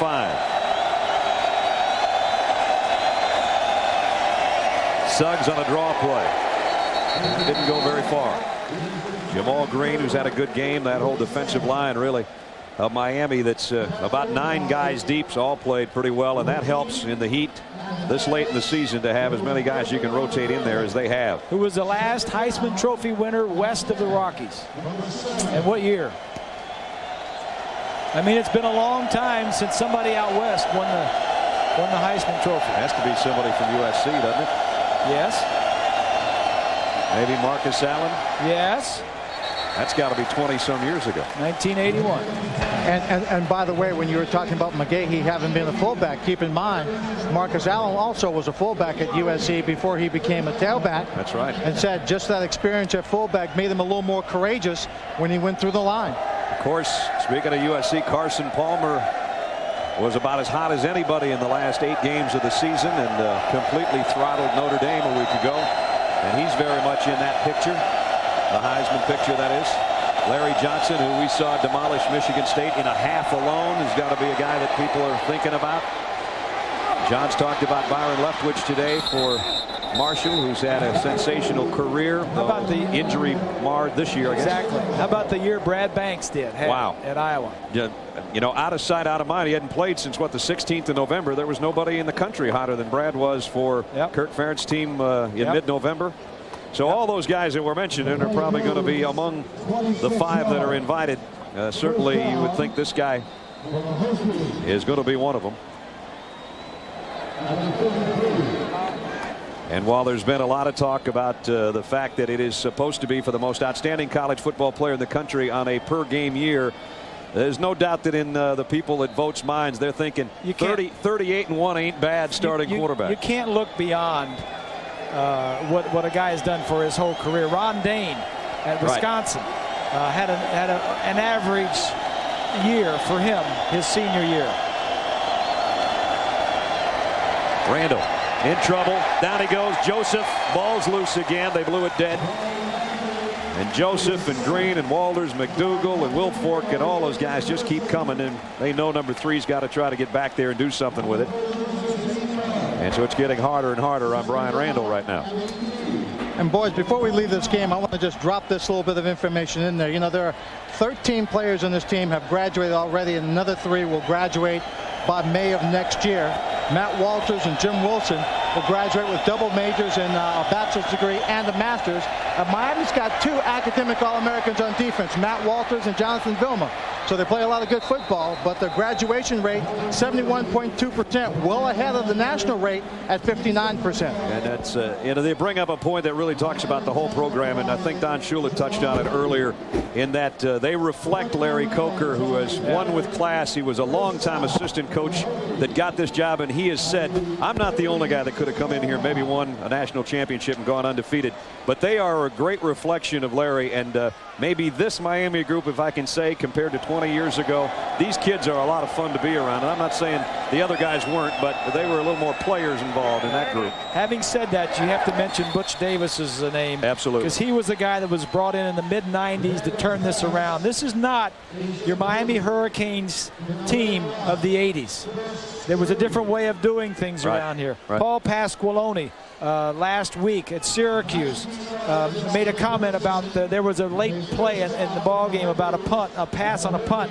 He spoke very favorably of the guys on the other side. They do it the right way, and I thought right there that was big of Paul to say that. Here's a handoff to Suggs. Suggs got an opening, and the senior captain goes inside the 20 down to the 19-yard line. Our Pacific Life game summary in this one with 2:27 remaining. 49-21. It looked like it was over until Willie Pyle picked off this pass and almost took it the distance. Sykes saved it. They got back in the hunt, but then it was Dorsey to Winslow. That's kind of the one that probably is going to ice this whole thing. And Miami now with 2 minutes and 15 seconds remaining on their way to their 12th straight victory. Across the middle, Wilford. And Wilford broke a tackle inside the 10, trying to drag tacklers with him to the goal line, and he got 16 yards. And it's 1st and goal as we check in with John in New York. Brad, when you're done in Miami, Washington State, UCLA, you see Jason Gesser, and look at that right ankle taped up. Not sure if he's going to start. Remember, Washington State wins and they go to the Rose Bowl, and California and Washington will not miss a minute of play. That's good to hear, and Keith and Dan Fouts are waiting to bring you that one following our game. Here's now I'm going to tell you, it's going to be a good one. Draw play, Suggs is in, touchdown, Virginia Tech. You know, what Virginia Tech did in the last 2 minutes just shows the character and the drive of Frank Beamer. Yep. What a good coach he is, how he has built this program. He has done it the right way. A couple of years ago, this team was in the national championship in New Orleans against Florida State. Yeah, with Mike Vick running the show and almost pulled an upset in that one. And he's continued to do things the right way. They've got good athletes. They've scored 43 points against Miami. Now they're going for 2 here. We will go over the 100-point mark if this 2-point conversion is successful. And now whistles halt play. And it's going to be a timeout taken by Miami. Tomorrow, we just heard from John Saunders. John and Terry will be at Times Square Stadium. They'll reveal who's in and who's out of the Bowl Championship Series. Don't miss the Tostitos BCS Selection Show tomorrow, live at 3:30 Eastern, 12:30 Pacific on ABC. Here's the BCS standings coming in, and they are now less than 2 minutes away. Miami is from going 34 straight wins and getting ready to meet Ohio State in the championship game. If Miami wins, BCS got it right again. The last, what is it? 7 of the last 8 national champions have been undefeated. and will be this year if Ohio State meets Miami. And that's just moments away, obviously. Now the folks in Georgia, they can worry about their SEC title game because Georgia had hopes that if Virginia Tech pulled an upset that they could go to the Fiesta Bowl. But Kenny Dorsey, you can tell by the smile, he knows where his team's heading. Larry Coker would be 24-0 as a head coach. I want to thank a lot of the folks that helped to bring you all the games all year long that have been part of our crew. We'll do that after this snap for a 2-point conversion. With 1:51 left. 3 wide receivers to the near side and Wilford to the left, and it's Randall trying to zip it in there, and he did. 2-point conversion to Johnson is good. And the score looks pretty good, and you can tell there's probably going to be an onside kick coming up here too with 1:51 remaining. Well, what Frank is thinking, all right, we're 11 down, we'll get an onside kick, we'll get a touchdown and 2 points, and then we need a field goal. Stranger things have happened. That is true.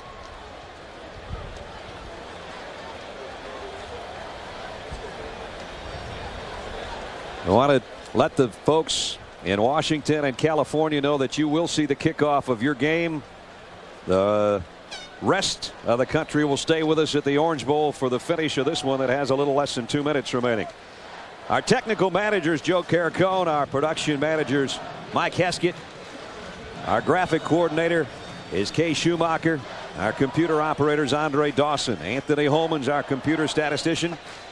Our assistants to the producer, Ross Malloy. And touchdown, Tommy Hall. Associate director, Steve Fennick. Our associate producers, Eric Posman. Technical directors, Randy Hargrove. The best stat man in the country is PTR, Pat McGrath. And the best spotter in the country is Clint Deans. Our game's directed by Steve Bime. Producer of today's game is Bruce Clark. The coordinating producer is Bob Goodrich. The senior producer of ABC Sports is Bob Toms. And the executive producer of ABC Sports is Howard Katz. 1:51 away from another title game trip for the Hurricanes of Miami. If you would have told Frank Beamer, I'll give you 45 points, you take it whether you win or lose, I think he would have taken 45 in a minute. Most points scored against Miami in, what, 3 years? I know it's the past 2 years. There haven't been that many. And now here comes the onside kick. Trying to pooch it into Neverland. Parrish trying to run up on him, and he takes it on one hop. Took a perfect hop to Roscoe Parrish. Today's Chevrolet players of the game. Brian Randall did all he could with both his arm and his legs for the Hokies of Virginia Tech. And Willis McGahee, another record-setting day. 6 touchdowns on the ground. 205 yards rushing is a career high. 39 carries tied the school record. In recognition of their efforts, Chevrolet will make a $1,000 contribution to each university's general scholarship fund. Been a wild day here at the Orange Bowl. It has been very similar to last year's game in Blacksburg when Miami was trying to get into the national championship game last year. They went ahead, they kind of slacked off a little bit, then they had to hold on at the end. Not quite as close this year. And the clock winding toward Tempe. Virginia Tech will fall to 9-4. And they are bowl bound, but they don't quite know where yet. Miami knows where they're heading. Another guy that'll be involved in the future of this football program, Marcus Vick. But he's got some. He's looking around the Orange Bowl. He's going to see. Yeah, he says, I'll see this again. Here's Jarrett Payton off tackle. Jarrett Payton into the open field. And he dropped the ball. And he may have covered it. That took a hop. That kind of tells you how sometimes it can be close to going one way and it bounces in the way of the champions. And you know all of his teammates was pulling for Jarrett to get in the end zone. Hall had an angle on him and then knocks it loose. They move the sticks all the way down to the 31. I think that's a career long run. It is for Jarrett. 41 yards he goes.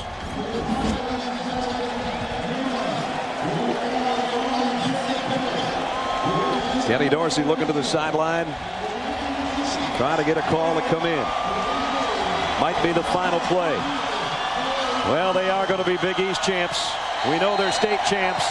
They're the defending national champs. And they're going to get another crack at it. Can they add 2002 to the list? They've won 5 national championships in the last 19 years. They're going to go 6. They're going to try 6 for 20. Empieza la fiesta. Let the big party begin, because Miami gets to go again. They're going to the Tostitos Fiesta Bowl, a chance for another national championship.